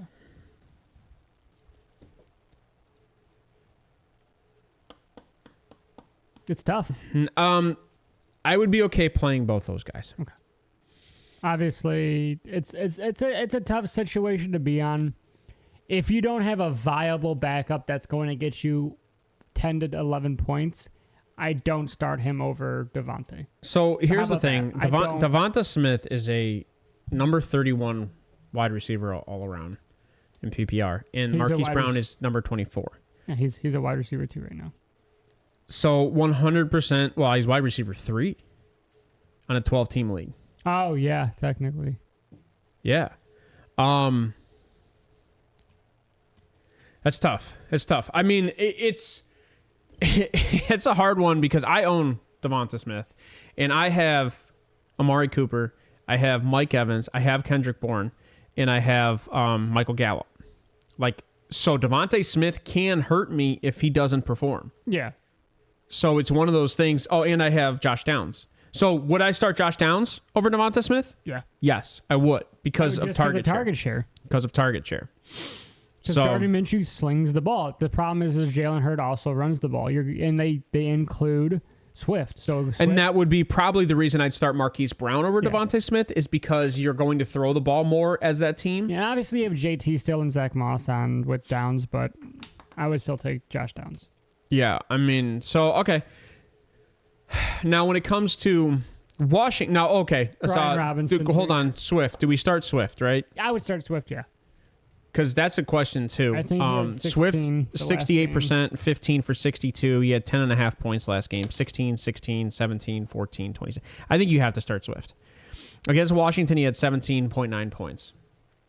I think you have to start Swift. You have to. So, he did get... He was in a lot last game. It just didn't perform well against Miami, which was... It's because they were slinging the ball. He didn't get the receptions, is what happened. He only got 3. Right, instead of 10, 6, 4, 2. Yeah, he's averaging about 6 receptions a game. Yeah, so... Yeah. But as Gallerton proved, he's... And the dude has pretty much caught every single one of his targets, except for last game. It's what he excels in. Or 2 games ago. Yeah, so, you got to start Swift. Like you said Brian Robinson on Washington. Do you start him? I think you have to. Oh, yeah, 100%. I think Brian Robinson is performing very well, even though the team's losing. Right? Am I wrong on that? Last game. Oh, of course, Bijan had to be the number 1 Robinson. It's ridiculous. I have it right here. You're good. I just wish I would have clicked. Oh, I did it again. I clicked on Bijan again. Brian Robinson against the Eagles had 13 points. He's averaging about 13.2, but he's an RB2. He's RB2. He goes to he'll have a 13 game and then a 7 game and then a 13 game and then an 8 game and then a 13 game and then an 8 game. I think he's RB2. He's averaging 12 points a game. So yeah, this is his game to technically pop off. Yeah, because he only had 8.6 last week. I think he's RB2. So if I start Brian Robinson over Alexander Madison. Yeah, I do. I start him over Miles Sanders. I like that.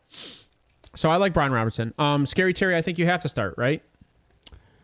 Especially after the last game he had. You have to. Especially after the last few games he's had. He's had 11 targets and 9 targets in the last 2 games. There's only his target shares have increased week in and week out. I think you got to start him. Last week he had 9 targets, 6 receptions for 90 yards. So even though there's no touchdown, I think you got to start Scary Terry at this point. I don't like Sam Howell this week, and I know a lot of people are like, but look what they did against Philly last time. Yeah, but Sam Howell has been trending so far downward. Everybody's figuring him out, and he's getting beaten up because that offensive line is garbage. He's getting destroyed in the backfield. So, and if Jalen Carter's healthy, sorry. Do not start or Sam Howell. And you know what? If he goes off, whatever. Don't be surprised if Brissett starts here soon because I can't think of the head coach for the Commanders. For Washington? Bieniemy? No, not Bieniemy. He's the offensive coordinator. He used to be the head coach for the Panthers back in the day. Ron Rivera. He's I don't know why I was. Ron Rivera's job is on the line. Yeah, he's one of the hot seat guys. Yeah, he's on the hot seat. So if Howell has a bad game where he has thrown 2 interceptions, that's on Bieniemy though, and it's halftime, you'll see Brissett. And guess what? With Brissett being in the talks, possibly the Browns Browns fans wanting Brissett, I'm gonna tell you right now, as a Browns fan, you're not getting Jacoby. You're not getting Jacoby Brissett because Washington's not going to trade him, and you're not going to trade for a guy you let go in the offseason because you're going to lose the locker room. Because they're going to be like, well, what are we doing here? Yeah, and we'll be honest, talk about that with the Browns game, but as of right now, don't be surprised if you see Brissett show up in this game when Howell starts to struggle. And they're still playing for that division. Yeah. They're still trying. So this is a game that Philly, you have to win. If you beat Philly, you take 2 games that way. So. Yeah. So this is a game where you need to it's an in division. You need to play to win. You're not going to sit there and we lost. It's okay. We'll come back next week. No, these division games are must win every week. I agree. All right, here we go. We got Jacksonville going into Pittsburgh. Pittsburgh. I hate this game. I hate this game all the way around. I do not like it because like you have a healthy Deontay Johnson is back on the field. You have Darnell Washington at tight end. You have Pickens at wide receiver 1. Allen Robinson's at wide receiver 3. And then what's the other kid's name? Jalen. No.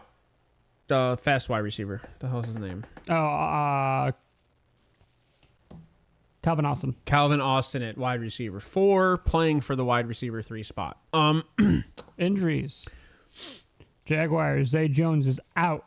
Gregory Jr. out. Questionable. Trevor Lawrence. T-Law is playing. Yeah. Brandon Schaefer, Tyson Campbell, and Andre Sisco, which Andre Sisco, if he doesn't play, that's a little bit questionable because he has had, I think, 3 interceptions this year. Is he the safety? Or Yeah, he's a safety. And then Steelers, James Pierre, Joey Porter Jr., and Levi Wallace are all questionable. And Joey Porter Jr. has played very well since the game where he had that interception against OBJ. So he has definitely shown up in the last few weeks. So I don't like this game. You don't like this game. Ryan, I was talking to him earlier. He's taking Jacksonville in this game. I'm taking the Steelers. I hate you. I have to. I that's how I feel because no matter what, the Steelers always find a way to win. I also think Jacksonville, when you look at what Jacksonville's played this year. They haven't played. I mean, they played Buffalo. But who are their 2 losses to? So they have lost to. I don't know. It's so hard to look at that from this screen. They beat Buffalo. I think they lost. Oh, they went 1 so they went 1-2 In division. I think they lost to Houston and they lost to Kansas City. They beat Indy at the first game of the year, I think, and then they lost to KC. So you started 0-2, and they won. No. They started 1-1, and then that was a game I said Houston would beat. Yeah, because I took Houston in that game. Yeah, right. So they started 1-2. The teams they lost to were Kansas City and Houston, both good defenses. Atlanta they beat in London. Buffalo they beat in London. Indy they beat, and then the Saints they beat. Yeah, so they're riding a hot streak, but the Steelers' defense is much better than the last 3 defenses they have played. I was gonna say, so like the Steelers' defense, I would say equivalent, if not better than the Saints. Way better than Indy's. Yeah. And then equaled probably Buffalo's. Yeah, equal. Except they didn't have Von Miller in that game, so this is where I think TJ. That was Von Miller's, I think, first game back, wasn't it, in London? Yes. But it was limited. Yeah. It was limited. Yeah, I think you're right. But this is a TJ Watt game. I think TJ Watt's going to be all over the backfield. I think this is going to be a Travis Etienne game. I think this is going to be a lot of check down, the short yardage game. I don't start Ridley in this game. I sit Ridley. I don't like Ridley. It's so funny because I've been saying this all year. Christian Kirk is a solid number 1. So that's what I said. Everybody, you remember everyone saying Calvin Ridley's going to take over the wide receiver 1 spot. And I said no, Christian Kirk. He has the rapport with Trevor Lawrence. He developed a relationship with him. He knows.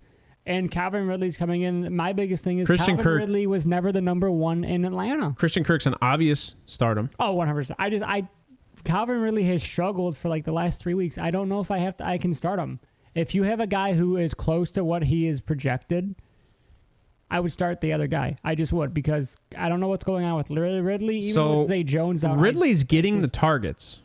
He's just not getting the yards. He's just not catching the ball. Oh, he's not catching. Oh, so week 1 was obviously his breakout week. 11 targets, 8 receptions. Week 2, 8 targets, 2 receptions. Week 3, 7 targets, 3 receptions. So he's only catching about 40%. Week 4, he was 2 for 2 and a touchdown. That was against Atlanta. Week 5, 8 targets, 7 receptions. So look good there. Week 6, 8 targets, 4 receptions. Week 7, 4 targets, 1 reception. So he's trending downward, right? His playtime's there. His targets are still technically there. He's literally at like 50%. He has 48 targets for 27 receptions. You're at 50% receiving. That is not wide receiver 1 reception. No, sorry, it's not. My issue, if Joey Porter doesn't start, Calvin Ridley gets number 2 corner coverage and Minka over top. I just don't like him with Minkah over top. No, I don't, because Minkah is a top 5 safety. We talked about that prior to the show. So I definitely agree with you. I don't like Calvin Ridley. I don't. I mean, you know what? He burns me this game. He burns me, but I'm not comfortable enough to start him in this game because of the struggles he's had in the past few weeks. Who you know you're going to start is Evan Ingram, tight end 6. Like, you got to start Evan Ingram at this point. Oh, well, yeah, because guess what? Target shares. Well, and go look at the Evan Ingram targets versus receptions. Oh, he's catching like 66%. 60. It might be 80% actually. He's only dropped like 3 balls. 51 targets for 41 receptions. Yeah. He has dropped 10. So yeah, you're at like 76%. It's 80, isn't it? Yeah. Technically. Times it by 2, it's 80. Yeah, it's 80. Yeah. So I mean, he. But the problem with him is no touchdowns. His is not the yards. It's 350. No red zone targets. No red zone targets. So if every single one of those games he would put up a red zone, he's a 20-point scorer. He's essentially the wide receiver 2 on this team right now. Yep. Yeah, I would agree with that. And guess what? We kind of said that with last year. The guy who took a big step back was Zay Jones with the Calvin Ridley, which I think is partially the reason why Trevor Lawrence kind of struggled earlier in the year, is because Zay Jones last year caught majority of his passes. Yeah, I mean, that's probably it. You know who I do like in this game? It might sound crazy, is McManus. Brian McManus? Yep. You look at the Steelers' red zone defense. Yeah, the kicker. Yeah. So I think Jacksonville has to kick the ball. Field goal game. I like McManus in this game, especially if you still play with kickers. We do. Last week was the first week in like 2 years that I didn't drop my kicker because I had Brandon Aubrey. I can't get rid of it. I picked him off. Now Steelers, who do you start? Right? Who do you start? I don't start Najee. I don't start Jalen Warren. I don't start. Who's their tight end? Najee's trending up. By the way, I don't start Darnell Washington. I start Pickens and I start Deontay Johnson. That's about it. I don't start Kenny. I think Pickens has proven he's a wide receiver 1. Yeah. But I'm saying I would start Deontay. But I outside of that, I'm not a huge fan of Darnell Washington or Najee. Jalen Warren, I would start over because he's getting the receptions. Yeah, I would start Jalen Warren over Calvin Ridley in the flex. I like that. I like that. I'm not. Yeah. Jalen Warren is averaging 10 points a week. So I would start Jalen Warren over Calvin Ridley in the flex. Now, when it comes to... He also has caught 22 of his 27 targets. When it comes to running backs, Najee is a RB2. Low-end RB2. Well, he's technically not an RB2. He's 25. So in a 12-team league, he's actually a flex. But if you got a guy in a bye week, he becomes RB2. Does that make sense? Had 2 weeks of double digits. I get it, and last week was one of them against the Rams. 8 a week. But last week was against the Rams, who's a very good run-stop defense. I don't like him in this game. How about this? Team defenses rushing yards per game. I think Jacksonville is actually one of the better teams. Let me look.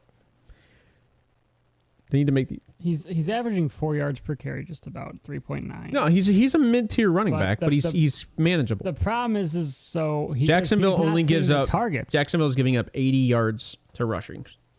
So, and 3.6 yards a carry. Yeah, I agree with that. I probably wouldn't touch Najee at this point. But again, you might have to if he's... But I would start Jalen Warren because... Well, there is no bye weeks, so technically he's RB3 this week. There's no bye weeks this week. Is there? No bye weeks. Oh, yeah. Next week is the byes. Yeah, you're right. Yep. No bye weeks this week. So, yeah, I agree with you. All right. Defense. Do you start Steelers? Do you start Jacksonville? I start both. Ooh. I'm not opposed to that. I see Jacksonville is leading in turnovers. I have to start the Steelers just for the sacks and the possible blocked field goal. And the possible, interception. TJ Watt interceptions. Yeah. I have to. I agree. I mean, they're going to give up the yards, but where you're going to get a lot of that back is, maybe fumbles, trip stacks. My league, we do tackle for loss. I wish we would do that. My league's no fun. It's fun to vote on something like that because defenses that do struggle still get good in the backfield. I have a league where I have a punter too. That's fun. All righty. Atlanta going into Tennessee. Mm-hmm. So Atlanta's first place in their division. I think Atlanta wins this game because they're going against a rookie quarterback. A true rookie quarterback. Will Levis is supposed to start the game. but Malik is supposed to play the second half. That is some college coaching. That's some Tom Brady bullshit right there. Oh, what is that? Malik hey, Willis you're going to start, but you're not finishing the game. Good luck out there.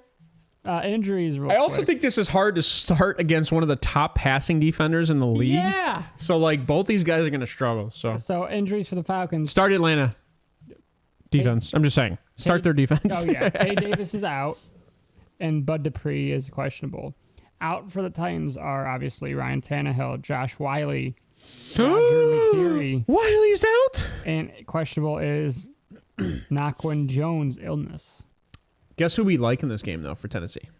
I like Tajay Spears.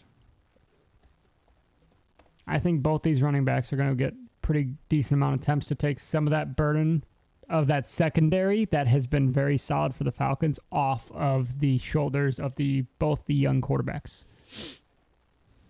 You know who I like this week? If you say Traylon Burks, I might punch you in the throat. Chig. I like that. Tight end? What about Nicky? I love Ikine, but I got to go D-Hop. Okay. It's D-Hop and Chig. Okay. I think those two guys. Now, Chig's just not getting the end zone targets. It's been D-Hop, Henry, and Tajay. Yeah. So, offensively, wide receiver-wise, I don't touch this room outside of D-Hop. I don't start Traylon Burks. Just cut him. Just cut him at this The point. dude has yet to show up weekly. Traylon Burks, weekly, he's got his highest week is 2, and he hasn't played the rest of the year. Weekly, he hasn't played for 8 games. What is going on? What do you mean weekly? Was he injured? Yeah, he's been out since the Cincinnati in week 4. With what? A broken toenail? He's a No, puss. he still hasn't got his prescription filled on his inhaler. Like, it's horrible. Jesus. Like, again, Ikine is the second receiver, and then Chris Moore is wide receiver 3. That's the white dude, isn't it? Chris Moore, Yeah. black guy. Last name Moore is usually a black guy. I'm just last name Moore because, it was adopted, so it's weird for me. You're But- adopted? Technically, my dad was adopted. Technically, Oh, I was confused. I was not adopted. Not sorry to go about that on the show. No, I can't believe I just found out. Holy Santa Claus shit. You're getting better at that. If you're gonna start anybody, right, Nick Folk, Yeah. probably be the highest scorer for Tennessee today. Obviously, you start Derrick Henry, right? You know what? You could probably start Tajay. That's what I said. I would start Yeah, Tajay I mean, Tajay's actually looking up in this game because of that. I think you can start. What is Tajay actually as a running back? Hold on.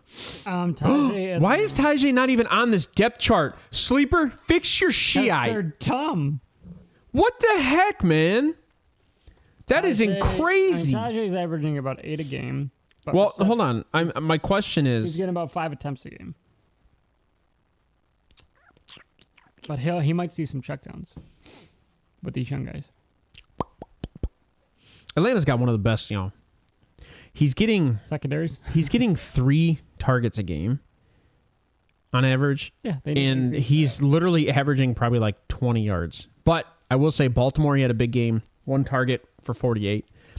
And then against Indy, he got 5 targets, 4 receptions for 35. So, dude, I started Tajay the 1 week. He had 16.8 points. That's it.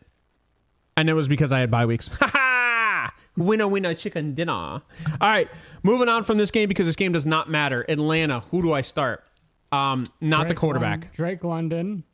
I start everybody but the quarterback. Yeah, Drake I'll start London, Jonnu, Kyle Pitts. Drake. Ooh, I didn't Brian Robin or Bijan? Bijan will play. He had an illness. Are we sure Bijan's playing? My insider told me he will play. Your insider told you? He was sick to his stomach last game. Good to know. He had the flu. Yeah, the co-flu. One other thing. The Tennessee Titans give up 102 rushing yards per game. I can start Tyler Algier in this game, I think. Because if Atlanta goes up by a score or 2, they're going to run the game. Well, they might even just run the whole game. It might be Bijan, Algier. That's what I see. All right. Out of this game, get finished up with the 1 o'clock. You have the Saints going up against the Colts. I got the Colts winning this game all day, mainly because Gardner's willing to sling it no matter who it's on. The Colts defense is not better than the Browns defense.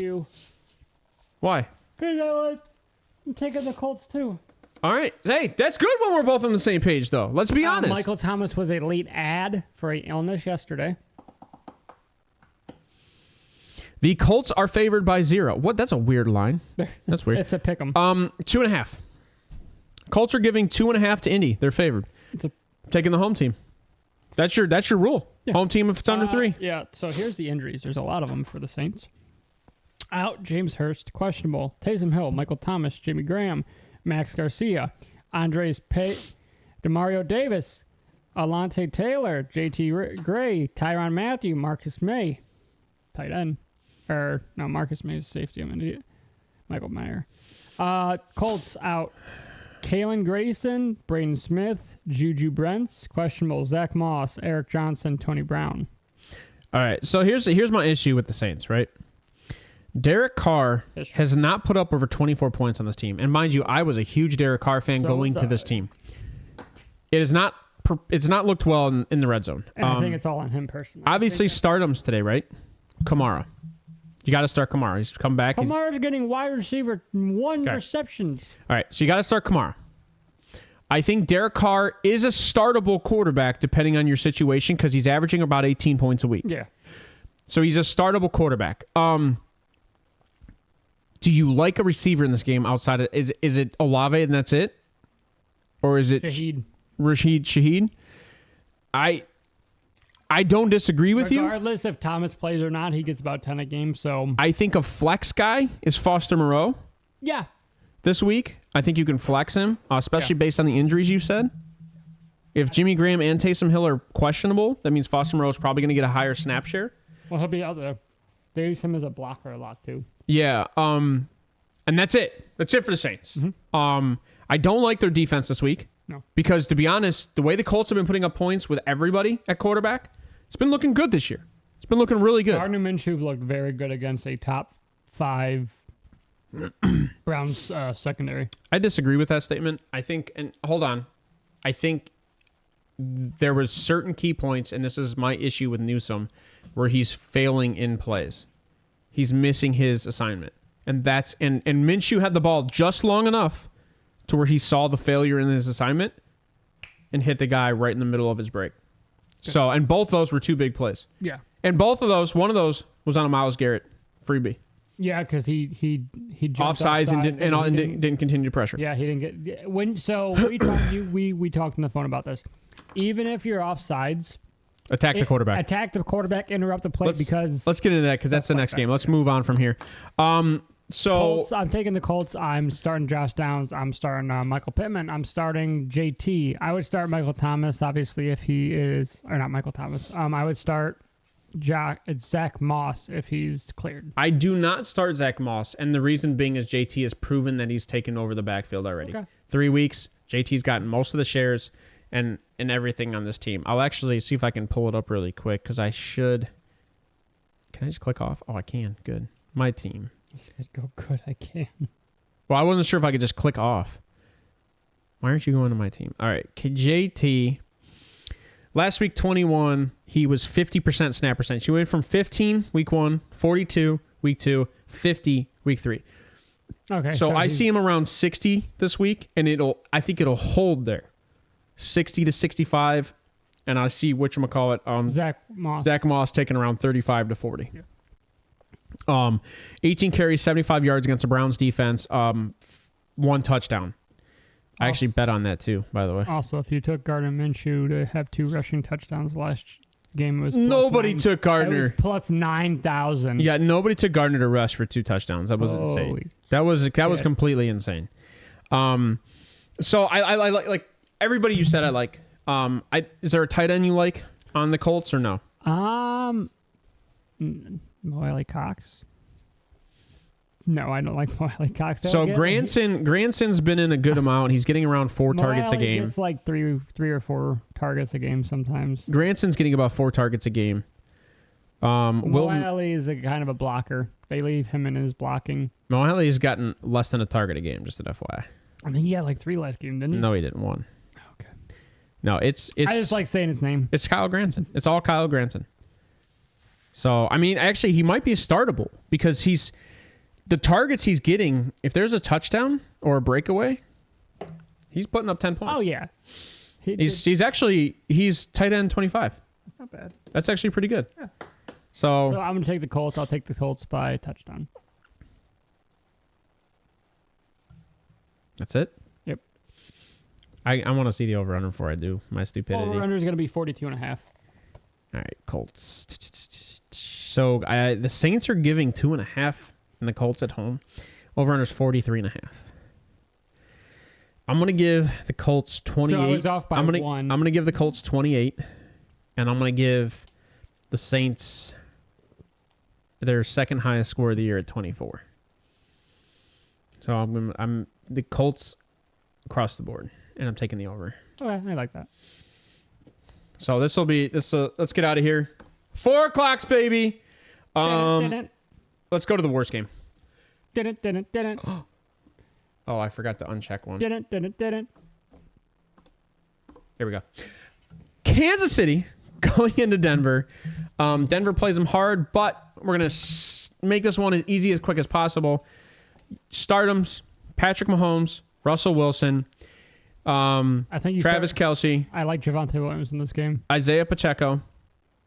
Is he back?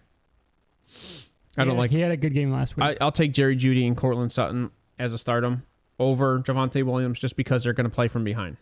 You're going to have to throw the ball. So I don't like Jaleel, so sit him on your bench. Do not cut him. Just sit him on your bench. And then Denver is undefeated in the Patrick Mahomes era, or Kansas City is undefeated in the Patrick Mahomes era against Denver. So Cortland Sutton is wide receiver 1, right? Technically, yes. Yeah. So I mean, I have Thomas and Kendrick Bourne and Marquise Brown on the bench. I'm starting Sutton over all of them. I don't blame you. So Kansas City, last time they played Denver, 19-8. It's a rough game. But they beat them by over 7. I will take Kansas City to win this game. And everybody's coming back for the most part healthy. They got wide receivers coming back that are going to be pretty consistent to Patrick Mahomes. Mecole Hardman should be looking good in this game. Rashee Rice, Mecole Hardman, and wide receiver 3 is Kadarius Toney at that point. Kelsey's going to have a bad game. Wow, really? His girl ain't there. Oh, shit. Taylor Swift isn't there. Swifties ain't going to be there. Could be true. That'd be funny. But in the pot. I'm taking Kansas City to win this game. I'm going to put them at 24-10. You like that? I'd say more, but I like it. I was going to say 27-10. So we're taking Kansas City to cover the spread, and we're taking the under. Yeah, I don't think Russell Wilson's going to over under is 45.5. Yeah, Russell Wilson will not be the problem in this game. I think it's going to be the defense for the Broncos, which is odd because last year they had a top 10 defense. I mean, we just said they have one of the better safeties in the league, and they just still can't stop anybody from scoring. Like we said, with having a top safety, a lot of that time that means that it's tackling, which is they're getting past the linebackers and corners, so he's your last line of defense, which is good for a safety like that to have the tackles, but it's also bad because you're giving up so much yards. All right, moving on from there, we will go into the second game this week that shouldn't matter too much. Baltimore going into Arizona. A lot of people might not like me for saying this, but again, I have the entire AFC North winning today, so obviously I'm taking Baltimore. I don't even think this is going to be a game, bud. I think they're going to continue their march from last week against Detroit. I mean, you think they cover 9.5 though? I think. Oh yeah. Okay. I think they covered 9.5. I think they win by 14. I don't know. I don't disagree with you. I don't know if the Cardinals put up more than 10. Detroit couldn't. Detroit put up 6. I know, and that's because they missed the extra the 2-point. I know, and I know Marquise Brown, and they have no running back still. So they cannot move the ball. It's one division. It's one dimensional. Yeah, D. Mercado has had like 10 points last week. He's not going to have. Here's who I will start this week. I don't know if I start anybody. I don't even know if I start Marquise. No, I'd start Marquise just because of targets. You got to throw the ball. You're going to have to sling it. Right? That's why I'm. Are you just saying that Josh Dobbs is going to throw the ball 85 times and no one's catching it? Trey McBride, baby, start him. I think Trey McBride's a stardom. Because obviously Zach Ertz went on the IR. On the IR. I think Trey McBride's a stardom. I think Marquise Brown's a stardom.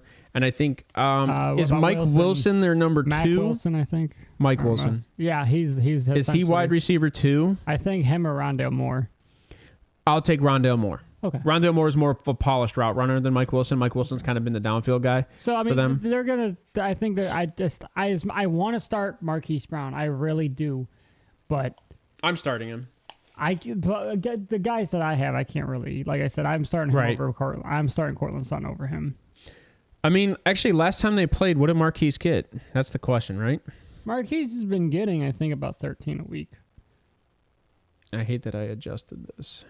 I think he's like wide receiver 22 right now. He's up there. Everybody kind of questioned when I drafted 24. him. You're right. Okay, so he's wide receiver 2. But I said the same thing you're saying now. Someone's got to catch the ball for that team. Yep, and he's averaging almost 10 targets a week. Also, if you have Marquise Brown and someone is trying to trade you and get him from you, do not hold on Marquise because he might get traded. Marquise may He's get on the end of traded. his contract. He might get traded. Don't be surprised. I don't think it's going to happen, but Kyler Murray may come back this year. No, it's going to happen. He might come back in this game. Yeah. I don't think he will. I personally don't think he's going to start till after they play the AFC North. Yeah, because they play the Ravens this week, then they play the Browns next week. I was offered Brian Robinson Jr. for Marquise Brown, and I didn't take it. I like Marquise Brown. I like Marquise Brown too, just because he's number 1. I mean, it's just value, you have to throw the ball. You're playing from behind. Yeah, it's right there. I mean, and if you looked when he played with Kyler, he was getting like 18 a game. Yeah. No, he was actually, and that was with DeAndre Hopkins there. Yeah. So he was still putting up, and he was wide receiver 2 at that point. But yeah, I agree with you. I'm going to take the Ravens in this game. It's going to be 34 to. I'm going to put it at 18. Yeah. I think Arizona has been consistently performing better against harder defenses than Detroit has. Yeah. But at the same point, I still think Baltimore can't play at the level they played last week consistently. That's going to be hard to do. Do you start Gus Edwards in this game? Yeah, you got to run the ball. I might even start. Was it Keaton Mitchell? Keaton Mitchell, yeah, he came off the IR a few weeks back. His opportunities have increased week in and week out, so I like that. Yeah, I mean, I might just start him just because. I don't start Melvin Gordon. I don't even know if he's on the active roster this week. I don't start him. No, I wouldn't either. Keaton Mitchell, he actually actually Keaton Mitchell didn't do anything last week. He had 3% snap percentage. Who was their running back too? Oh, Justice Hill. Justice Hill. I lied. I don't know why I said Keaton Mitchell. Yeah, I would probably start Justice Hill at this point, just because they're going to run the ball. Yeah. I mean, last week Justice Hill had 50% snap percentage at 4 rushes for 46 yards. So, I mean, it's not a lot, but I think it was all on Gus in that game, and they were dominating that game. 14 carries, 64 yards, and a touchdown. They still didn't run the ball. It's all been passing. It's all been passing, which is... Gus had a big game last week running. No, it was 14 for 64. Passing. No rusher on this team has had over 100 yards. No, he had all-purpose yards. Yeah, you're right. No, he had 1 for 80. Yeah, he had that one stupid friggin' reception for 80. No, but there's nobody that's rushed for over 100 yards. No. So maybe I don't even like these running backs outside. Like you just said, Gus has the potential. Gus is touchdown dependent when it comes to... Well, pop-off potential. And then, like I said, and Gus was always that way. Gus always he was J.K. Dobbins, Nick Chubb, and a lot of people hate me for saying this. Nick Chubb, I get that Nick Chubb is a different breed. He gets all the yards. But we'll talk about it in a second. All right, getting out of this game, we're going to get into the other game. We got Cincinnati going into San Francisco. San Francisco's pretty beat up on offense. Brock Purdy is playing. He did clear concussion protocol yesterday morning. So he will be playing at quarterback. Debo's still out. No Debo. CMC, is he in or out? CMC is playing. I think CMC might be playing, but he's still dealing with injury. And let's not forget that the Cincinnati Bengals do have a pretty good defense, but they do give up a lot of rushing yards per game. So I would say CMC is a definite stardom in this game if he is playing. And then a lot of people like Elijah Mitchell for some odd reason. I do not. Couldn't tell you. But I'm not a fan of him either. So injuries right now, Bengals are Chase Brown, their rookie, is out. He's on the IR. And Akeem Davis Gaither is out. And the Niners, Debo's out. Brock Purdy is playing. And Trent Williams is questionable, that's a big... Trent Williams will play through injury. But yes, I agree with you. Trent Williams actually would be if Trent Williams goes out in this game, that Cincinnati's defense might dominate because you got Trey Hendrickson right on that side rushing Trent Williams. Yes. So that's going to be tough for Trent Williams. Trey is a very good defensive. He's Max Crosby. Both those guys stand out on their own. He's not your T.J. Watt, Miles Garrett, Aaron Donald Tier type of 2. guy. He's Tier 2. He's high-end Tier 2. Yeah. So, I mean, I got the Bengals winning this game. I do too. And it's because the Bengals offense, San Francisco, where they lack is secondary. I think San Fran's going to go 1-3 against the AFC North. Well, it's where they lack is secondary. Yeah. So, where do the Bengals excel? Secondary. Passing the ball all day long. So, I know a lot of people might not like this. T. Higgins, start him. This is a T. Higgins start week. It's a bounce back week. You're coming off the bye week. It's a bounce back week for T. T has always gotten his. Obviously, he was dealing with a lingered injury. You got to start T. Yep. I would start T over Smith. Devontae Smith. I would start T. As much as the numbers are completely. No, I would start T over Devontae Smith. I agree this week. Because, like we said, the San Francisco, they rely on their defensive line. So if they defense it... And Joe Burrow runs and he throws downfield. He doesn't stop him. And Nick Bosa was pretty much neutralized last week, I would have to say. He didn't really interrupt anything with Kirk. And then I'm obviously starting Jamar Chase. I start Irv Smith. And I start Tyler Boyd. I start that entire offense. Yeah, I start Irv Smith because Hawkinson, he was open. He had 5 yards. The problem with Irv Smith is he just can't stay on the field. Well, whoever's the tight end this week, you start. You have to. T.J. Hawkinson had 5 yards before anybody really touched him when he caught the ball. They weren't covering him. I don't know what that defense was doing. So the question is, do you start Irv Smith or Drew Sample? Irv Smith is TE1. He's tight end 1 for them. Is Irv Smith healthy? He played last week. He played 2 weeks ago. I start Irv Smith. And he's coming off a bye. I start Irv Smith. See, I like Tyler Boyd. I don't like Irv Smith. Okay. I think they just can't cover the wide receiver 3, and that's where Tyler Boyd is. I like Yosevas more than Boyd. You like... Oh, this week? No, I don't. I think this is going back to the 2022 Bengals. It's okay. Jamar, T, and T's not going to get the double coverage. So I love T in this game. That's where I think Yosevas is kind of going to... Because Boyd... Maybe. This is Boyd's last year. They're not going to re-sign Boyd. So that's correct. Why they drafted Yosevas, because Yosevas is supposed to be taking over for Boyd. Correct. So this is where I think Yosevas is going to be kind of thrown into the mix more to get some more playing time and reps with Joe Burrow in that offense. They got to go up, but to do that, they have to go up to do that. Nick Bosa will get Joe Burrow. I don't think they go up by 2 scores. I think they win this game handedly. I don't think they go up by 2 scores. Do you start Joe Burrow or Kirk Cousins? If you have both, you're a dick.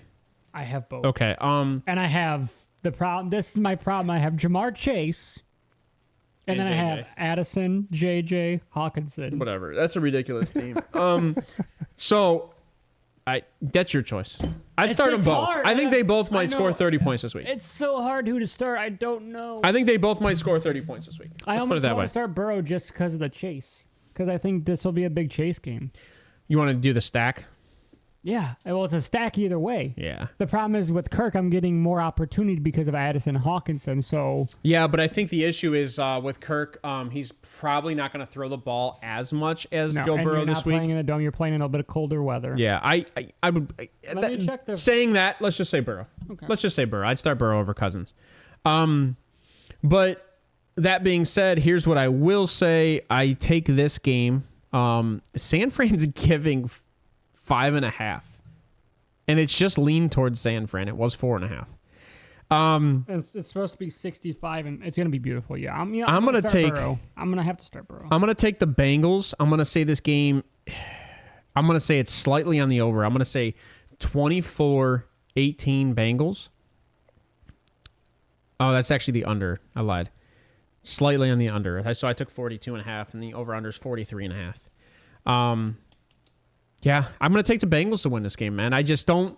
I think the Bengals defense is better than the Minnesota defense, and they get... Without Debo, the Browns exposed to the 49ers. Without Debo, I don't think Brock Purdy has his guy. I mean, And I know he loves IU. You know, I would pick up Jawan Jennings just because they're going to sling the ball a little bit more, I think. To stay in this game, they're going to have to. It's going to be tough, man. Because if outside of Ayuk, you really don't have a solid another No, wide it's receiver. Jawan. It's Jawan. He's wide receiver 3. He's good for about 10 a game. 9 targets last game. He only caught 5. Yeah, 5 for like 56, right? So, yeah. I mean, Jawan is easily wide receiver, too. Yeah. So I mean, at this game. If he's out there, I'd go pick him up. Ronnie Bell and Ray have not really stood out. And Ray struggled when he was drafted by the Steelers. He's the returner, I believe. Ray had 3 targets, 2 receptions for 20 yards. That's Ray McLeod, right? Mm-hmm. Okay.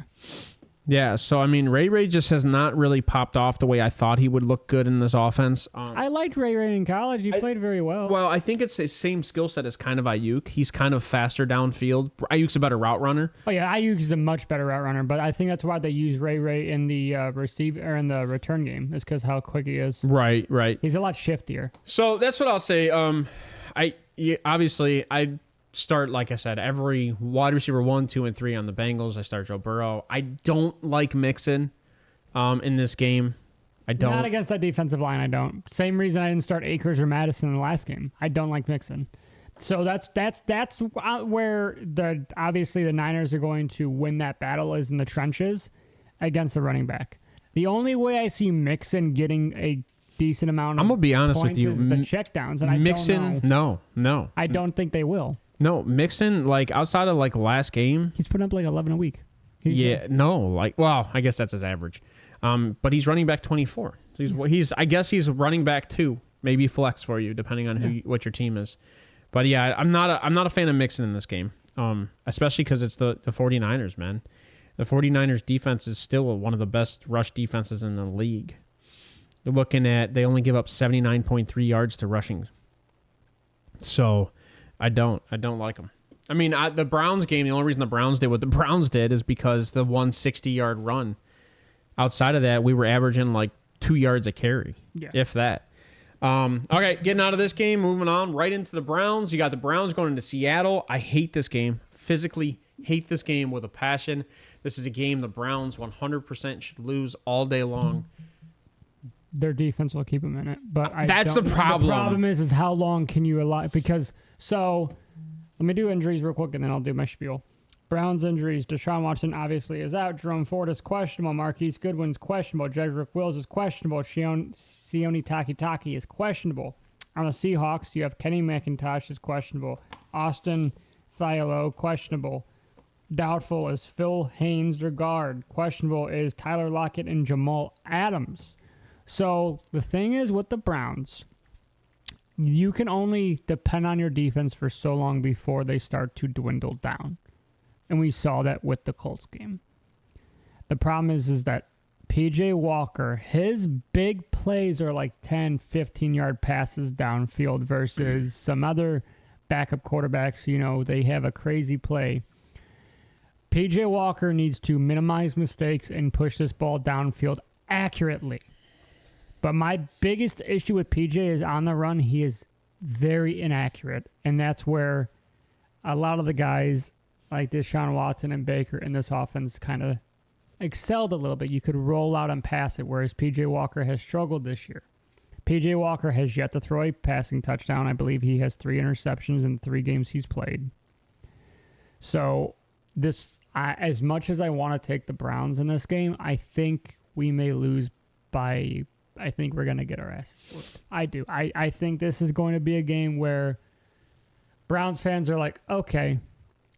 Now, here's the thing. That makes sense. Before you get into that. And obviously, I'm a Browns fan. There are so two. The reason you're doing what you're doing, and it makes completely sense, is there are 2 of the best corners. Yeah, Tariq Woolen and Devin Witherspoon. Right, in this game. Who were taken in the last 2 drafts, so they're very young.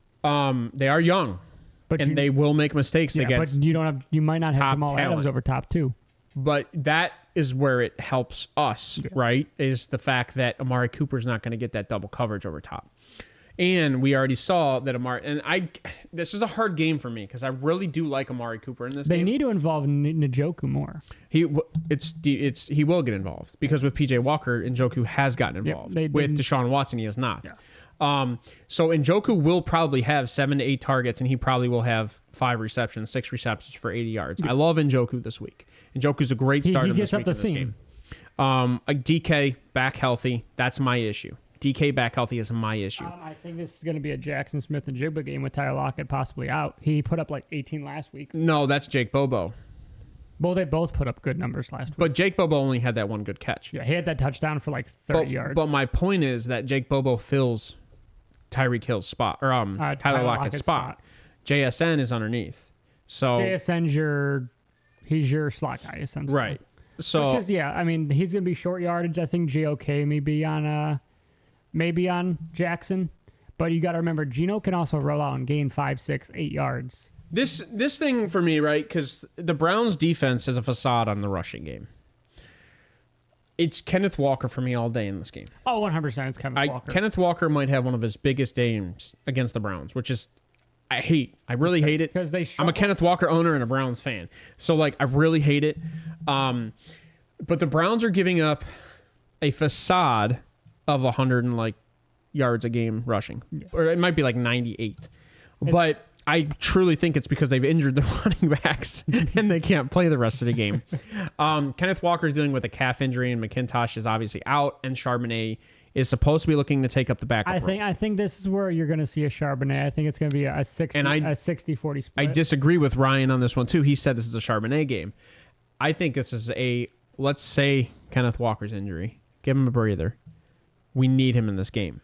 Check down. Everywhere. I love DK in this game.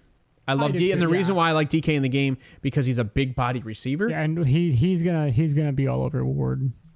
Ward is going to struggle.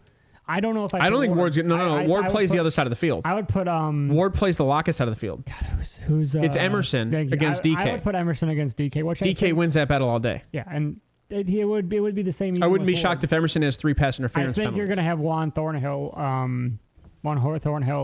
playing right off of DK. So I've been dreaming about this game for like a week. I really truly think this is like a 60-point game. Like I think it's just like the Colts game.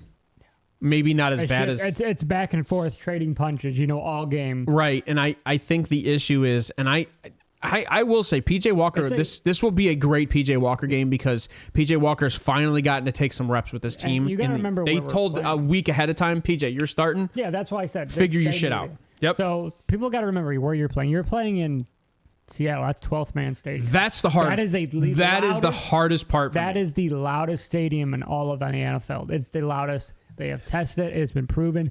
And you're going with technically your practice. That's why they practice him all week, though. So if PJ Walker can go into Seattle and beat them, Jerome Ford is also healthy. Okay, he's playing. Jerome Ford is supposed to be playing in this game. Okay, which is great because Pierre Strong is not it.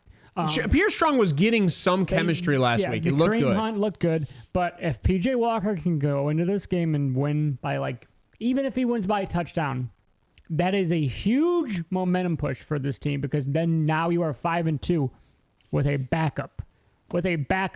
I think so. I'm just going to talk about this real quick with the Watson thing. That's all I'm going to say. I think the Browns need to put Watson on the IR for 4 weeks. Get healthy. Too late. You've already kept him out long enough. You can't put him on the IR because now it's another 4 weeks. Yeah, you should have put him on the IR 2 weeks ago. Now you tough it. He takes up a roster spot. Yeah. Too late. I mean, that's just. But simple. you have that emergency quarterback thing. So. That's the 54-man roster, essentially. You have that emergency quarterback. Yeah, I'm not sure exactly how that matters. So I like the PJ Walker can possibly carry this team to 5-2. Like you said, it's going to be a high-scoring game on both sides. So both. I said that's what I see. I don't think that's what's going to happen. I think we're going to get what I think's personally going to happen is this game because it's the Browns, and I want to bet for the Browns, and it's Seattle and the Browns are the same team. We're going to get rolled. Seattle and the Browns are the same team. Yeah, look at the record. The only difference is quarterback, but they're the same team. No, not even look at the record. Rushing yards per game for the Browns, 93.8. Seattle, 87.2. 5 yards, right? Passing yards per game for the Browns, 149.2, which is best in the league. And then Seattle, 235. So, Seattle obviously gives them more passing, but I don't have a passing quarterback. So that doesn't freaking matter, does it? Right? I don't got a guy that's throwing the ball downfield. No. And then when you look at points per game, right? Seattle, 19.7. The Browns, 19.2. I don't know what to bet. I don't touch this game if I bet. Away from this game. I love Amari Cooper. I love, like I said, David Njoku. I don't like the running backs for the Browns this week because we don't know who the running back is technically. I love Kenneth Walker. We like DK. I would start Geno in this game possibly. But if that defense pops off, Geno going to be running for his freaking life. Yeah. I think that's the thing. You're going to be blitzing. This is going. So I'm going to tell you. Jim Schwartz has been blitzing for 8 weeks. It's not going to stop. No, you are going to. That's what I was about to say. Jim Schwartz has blitzed like 64% of the time, since in the last 6 weeks. Yeah. I mean, it's not going to outside stop. of their bye week. So that's where you. They didn't blitz at all that week. We blitzed a lot against the Colts, and that's why you had those big yardage. It's going to be the same, I think, this week. I think it is because you're going to have to get to Geno Smith. You got to get to him to stop him. I'm going to say. Here's what I'm going to say, and I'm taking the AFC North to win the entire week again because this is what happens to the Browns. We win, everybody wins. Yeah, so I'm going to take this score, and I'm going to try to be as realistic as possible. It's going to be 24-27. 24-23. Okay, I'm taking the Browns 27-24. But obviously we're fans, so I think Seattle's going to win this game. But I think truly, based on what I saw last week against the Colts, we're capable of putting up 31 points. Right? Yeah. So it's not that we're not incapable of putting up an offense. We can put up 30 points easily. So I think... Obviously, if PJ plays that full game, you don't have the interception. 2. 1. Deshaun Watson fumbled too, didn't he? Oh, yeah, you're right. Yeah. My bad, yeah. I think. I could be right, I could be wrong. He fumbled on the... when he got injured, I think. Oh, no, that was the interception when he got injured. Yeah, I mean, I could be wrong. But I thought he had 2 interceptions. Everybody told me he had 1. He intercepted, and I believe he had a fumble. Let me look it up really quick. I know that there was turnovers that wouldn't have been had. No, just 1 interception. 5 attempts, 1 completion, 1 interception. A fumble though. Mm-mm. Okay, so you take that interception out, they scored on that. So essentially, you may not need that last touchdown by Kareem Hunt. PJ Walker had the fumble. That's right. And 1 interception. Yeah, but that was PJ Walker. I'm just going to say this real quick. He should have had 3 interceptions. PJ Walker got saved by the refs last week. No, both those balls hit the ground. Both those balls hit the ground. Which one? The interceptions that they called and overturned. Oh no, I'm talking about the fumble that they were pretty much going to run back, but it was a defensive holding. Oh, well, that's not PJ Walker. That's the other fumble, yeah. right? Yeah. Yeah, that's the other fumble. Yeah, so technically PJ Walker could have turned the ball over 4 times. Yeah. You need to minimize that, and I think that's what they. The Browns have needed to minimize that all year, and they're winning though. The Browns have needed to minimize. They're averaging 3 turnovers a game. It's not good. Actually, I have that up. And I believe they're hold on. Let me look at that really quick. They're scoring on 2 of those turnovers, so essentially you're digging yourself into a hole from the start of the game. Dude, the Cleveland Browns have a -6 turnover ratio. We had like 3 turnovers last game. We got 3. That's got to be worse than dude. That's 4th worst in the league. So bad. You have the Raiders at first at 10, -10. Then the Patriots and the Falcons at -7, and we're at -6. Where are the Vikings at? Because they fumble a lot. Yeah, but it's a turnover ratio, right? So it's touchdowns to turnovers. Well, yeah. When we haven't scored a passing touchdown in a month. You said the Vikings? Yeah. You realize the Browns haven't thrown for a touchdown in a month? Yeah, it's all the rushing, but it's always been the run game here. Minnesota's at -4, so they're slightly better than us. That's what I said. Actually, that's why I couldn't find them. They're -5. They're 1 better than us. But that explains, the differences. We played really good offenses and we still won. And technically, San Francisco was the number 2 offense in the league when we beat them. You know what? I'm just giving the Browns this game. Screw it. I'm giving the Browns this game. I'm not even going to go into it. But what we're going to do... That guy is a little... What we're going to do is Sunday Night Football. Let's get into this game. That guy is... You might as well let it finish at this point. It's Sunday Night Football. We're going to get into this game. You have the Chicago Bears going into the Los Angeles Chargers. No. LA Chargers. Is it LA? Yeah, it's LA Chargers. It's the Las Vegas Raiders. The LA Chargers. I love Tyson Badgett, man. This kid is popping off. Now, granted, he's not popping off. Chargers. He had like 176 yards and 1 passing touchdown. I'm taking the Chargers. me want to do injuries real quick. Bears, obviously Justin Fields is out. The Chargers are probably the best 2-4 team in the league. Yeah. Nate Davis is out. Terrell Smith out. Jaquan Brisker out. Questionable is Dan Keeney and Eddie Jackson, which Eddie Jackson, defensive back, that's a big miss if he's out as well. For the Chargers? Yeah. Oh, no, for the Bears, because you already have Jaquan Brisker out. So they may be missing, they might be missing 3 of their defensive backs because Terrell Smith and Jaquan Brisker are both out. We probably don't have to get in this game too in depth, huh? And then the Chargers, all these guys are questionable. Jalen Guyton, Joshua Palmer, Gerald Everett, Otio Ogbani, Alo Gilman, and Deion Leonard. Dude, look at that name. Nope, not even looking at it. I just love listening to you say names. It's hilarious. I need to go back to school. Wheels did not pay attention to school. I just love hearing it. It's funny. All right, so stardoms, Justin Herbert. Stardom is Justin Herbert. And Austin Stardom Eckler. as Austin Eckler. This is Austin Eckler's bounce back week. He will have a great week. Keenan Allen, I start. Oh, yeah. I mean, Keenan Allen is kind of an obvious start at this point just because he's like wide receiver 6. Do you start Quentin Johnston? No, not at all. He's getting 2 targets. Josh Palmer is the wide receiver 2. He will play. I know you said you saw him on that list. He will play. I'm gonna take the Chargers to win by 10. I really like Tyson Badgett. Take him. Have you been writing down our picks or no? You know what? No, I here's the thing. So I'll take obviously the Chargers to win this game. I'm gonna say 24-21. Okay.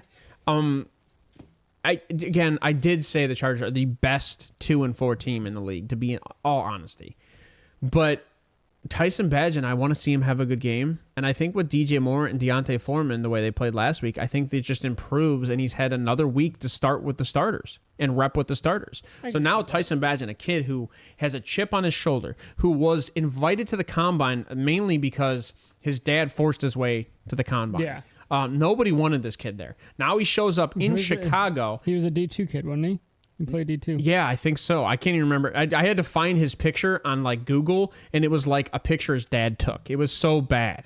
But yeah, so like I like Tyson Badgett. I think he's got a chip on his shoulder. I think he played essentially a perfect game last week. Not high stats, but like to have like I think it was like 17 for 24 with no interceptions and 160 yards or 170 yards and a touchdown. Yeah, he played at Shepherd University. Yeah, Shepherd. As D2. Yep. So, I mean, and he's shown up. So, like, I like him. So, I'm going to just say, like, I'm rooting for Chicago in this game, but I truly think that the Chargers are going to win this game. Moving on to the next game, and this is a game that, like I said, we're not going to be here tomorrow. So, we wanted to get into this. We wanted to tell you who we're going to win. A lot of injuries in this game. We're going to go in. That's the wrong button. We're going to go into Monday Night Football. We have the Detroit Lions going into Las Vegas Raiders. Detroit Lions are trying to hold their own, since they've coming off of is back losses or just one loss, just the Ravens. Yeah, just the one loss. Because their other loss was not even a loss; it was demolishing. The Ravens demolished them. All right, go ahead. Raiders injuries: Divine Diablo. Oh, Monty is out in this game too. Just an FYI. Curtis Bolton is questionable. Nate Hobbs is questionable. Daniel Carlson is questionable. Their kicker is questionable. So if you have a kicker, you better go find a new one because you do not want to lose because you don't have a kicker. And kickers, they just randomly hold out, which drives me insane. And then Lions, obviously, we said Monty's out. Jonah Jackson, offensive guard, is out. Frank Ragnow is doubtful. Their center. Offensive lineman. Benody Jones is questionable. Josh Pascal is questionable. Malcolm Rodriguez is questionable. And I'll let you read that one. Malcolm Rodriguez. The first one. Hala Pulavati Vaitai? Yeah. He's questionable. He's questionable. Benito Jones, defensive lineman. Josh Pascal. Oh, you went backwards. I see what you did. Read it. You went backwards just to not read the guy. Yeah. All right. So I'm gonna Garoppolo's. The reason I have Garoppolo on the graphic is because Garoppolo's supposed to be making a start. So let's do start him Sims real quick. I'm going to start Devontae. I'm going to start Jacoby Myers because Jacoby Myers has been putting up very good numbers as a wide receiver too. He's almost putting up wide receiver 1 numbers weekly. I know. And with Garoppolo back, I like Jacoby Myers. Oh yeah, even more. Yeah. It's increasing. And I would start. Obviously, you start Sam Laporta. You skip Josh Jacobs, so we're not starting Josh Jacobs. No, I'm not starting Josh. I'm just asking. I have to start Josh Jacobs because it's either. What about Michael Mayer? I don't know against. He's been trending upward, but He not lost with receptions last week because of. I don't know. It's so hard with Jimmy because if Jimmy is for sure playing, I would start Michael Mayer. I don't like. I wouldn't start. So when Jimmy played, Michael Mayer wasn't on the field.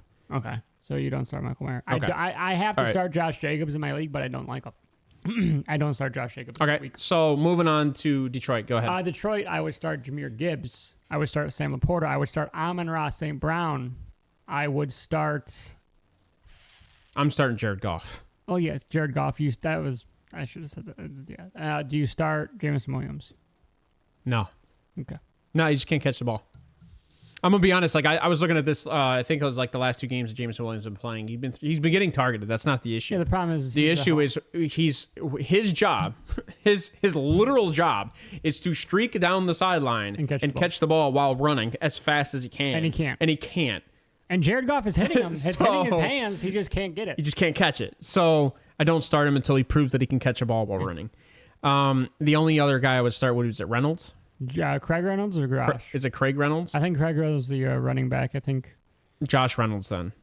The wide receiver for they Detroit. have a lot of Reynolds on their team. It's a wide receiver for Detroit. Hold on, let me pull up their roster. I'll just pull up Jahmyr Gibbs and go to their wide receivers. Josh Reynolds. I mean Josh Reynolds is a good wide receiver flex, especially if they aren't targeting anybody else outside of the 2 better safeties in the league. Carolina, they scored 7. He scored 17. Scored 9 against Green Bay. Didn't get a single target against Atlanta. He's getting about 11 a week.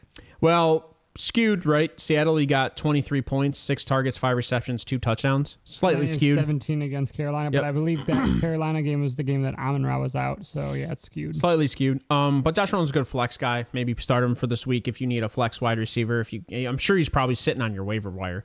Like, nobody's probably playing Josh Reynolds. Now, again, nobody's on buys this week, so you probably don't need to play Josh Reynolds.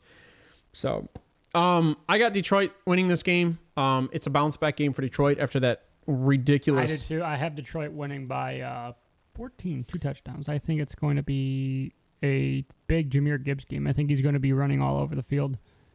And I think with Jimmy Garoppolo in, I think that the Raiders can score more. So I'll probably put this somewhere around like 32 to 24. Yeah, it's going to be a high-scoring game. You think? Yeah. 32 to 24. Detroit is giving 8. I think they cover. Yeah, I think they cover. I'm not a huge fan of that point line. 8's hard. I would tease it down. But we both took the 45 and a half. Oh, yeah. We both took the over. And the only thing I have in this game to tell people, and this might be a debate me and you get into the next show, is we're in week 8. We've seen a lot of AFC, NFC games. Now, we just watched Detroit get whipped by the AFC North. Yeah. If Detroit struggles against the Raiders, we need to have a serious talk about the NFC, AFC. I think week 11, week 10 would be good. We just need to start looking at, because if the Raiders go in and beat Detroit, and Detroit's the second best team in the NFC, there's problems. we need to have a conversation. Because we already know San Francisco hasn't beaten the AFC outside of the Steelers. Yeah, and if the Bengals beat the Niners, and then the Niners play the Ravens the 25th, so that's Christmas Day, right? Yeah. So maybe we'll have a good conversation on what Christmas Eve. No, I honestly think the Niners are going to go 1-3 against the North. All right. That's all we got for you guys today. I hope you guys have a wonderful day. I know I have a rushed day ahead of me, and I hope that you guys chimed in or were out there in chat. I know it's a very quick Sunday because, again, no bye weeks really kind of kills us. There's a lot to talk about, a lot to get into. And me not being here Monday threw another game in the mix, and there was one more thing to get into. So essentially you're talking about 3 more games a week. Yeah, so that being said, anything else you got for us, Wheels, today? No, not really. Obviously, keep an eye out on the trades. They have until Tuesday at 4 p.m., but if Derrick Henry is to be traded, they will most likely have to trade him before Tuesday, so he'll most likely be traded on Monday for the cap structure. And here's what I'll try to do for you. I think me and Wheels have been trying to do something a little different this week or in the past few weeks. I know we've been sick, so we've been trying to fight a lot of things, but I will try to stay up to date with the trades, and I will give you guys some shorts out there or some, I think they're called reels on YouTube. And then I started a TikTok. It's Wheels Hot Takes on TikTok. So I'm going to start with some of these I did it for the. And you got the login. I think you can actually clip the TikTok and send it to YouTube. Okay. So we'll figure it out. But we're gonna try to stay up to date on these trades and trying to keep you guys as active as possible in the setting. And we are changing things. We are moving forward. And thank you guys out there for subscribing. And please continue to like and subscribe and be there for us. We do appreciate it. Anything else for me, Wheels? All right, guys. Have a wonderful Sunday and good luck on your bets. Peace out. Later.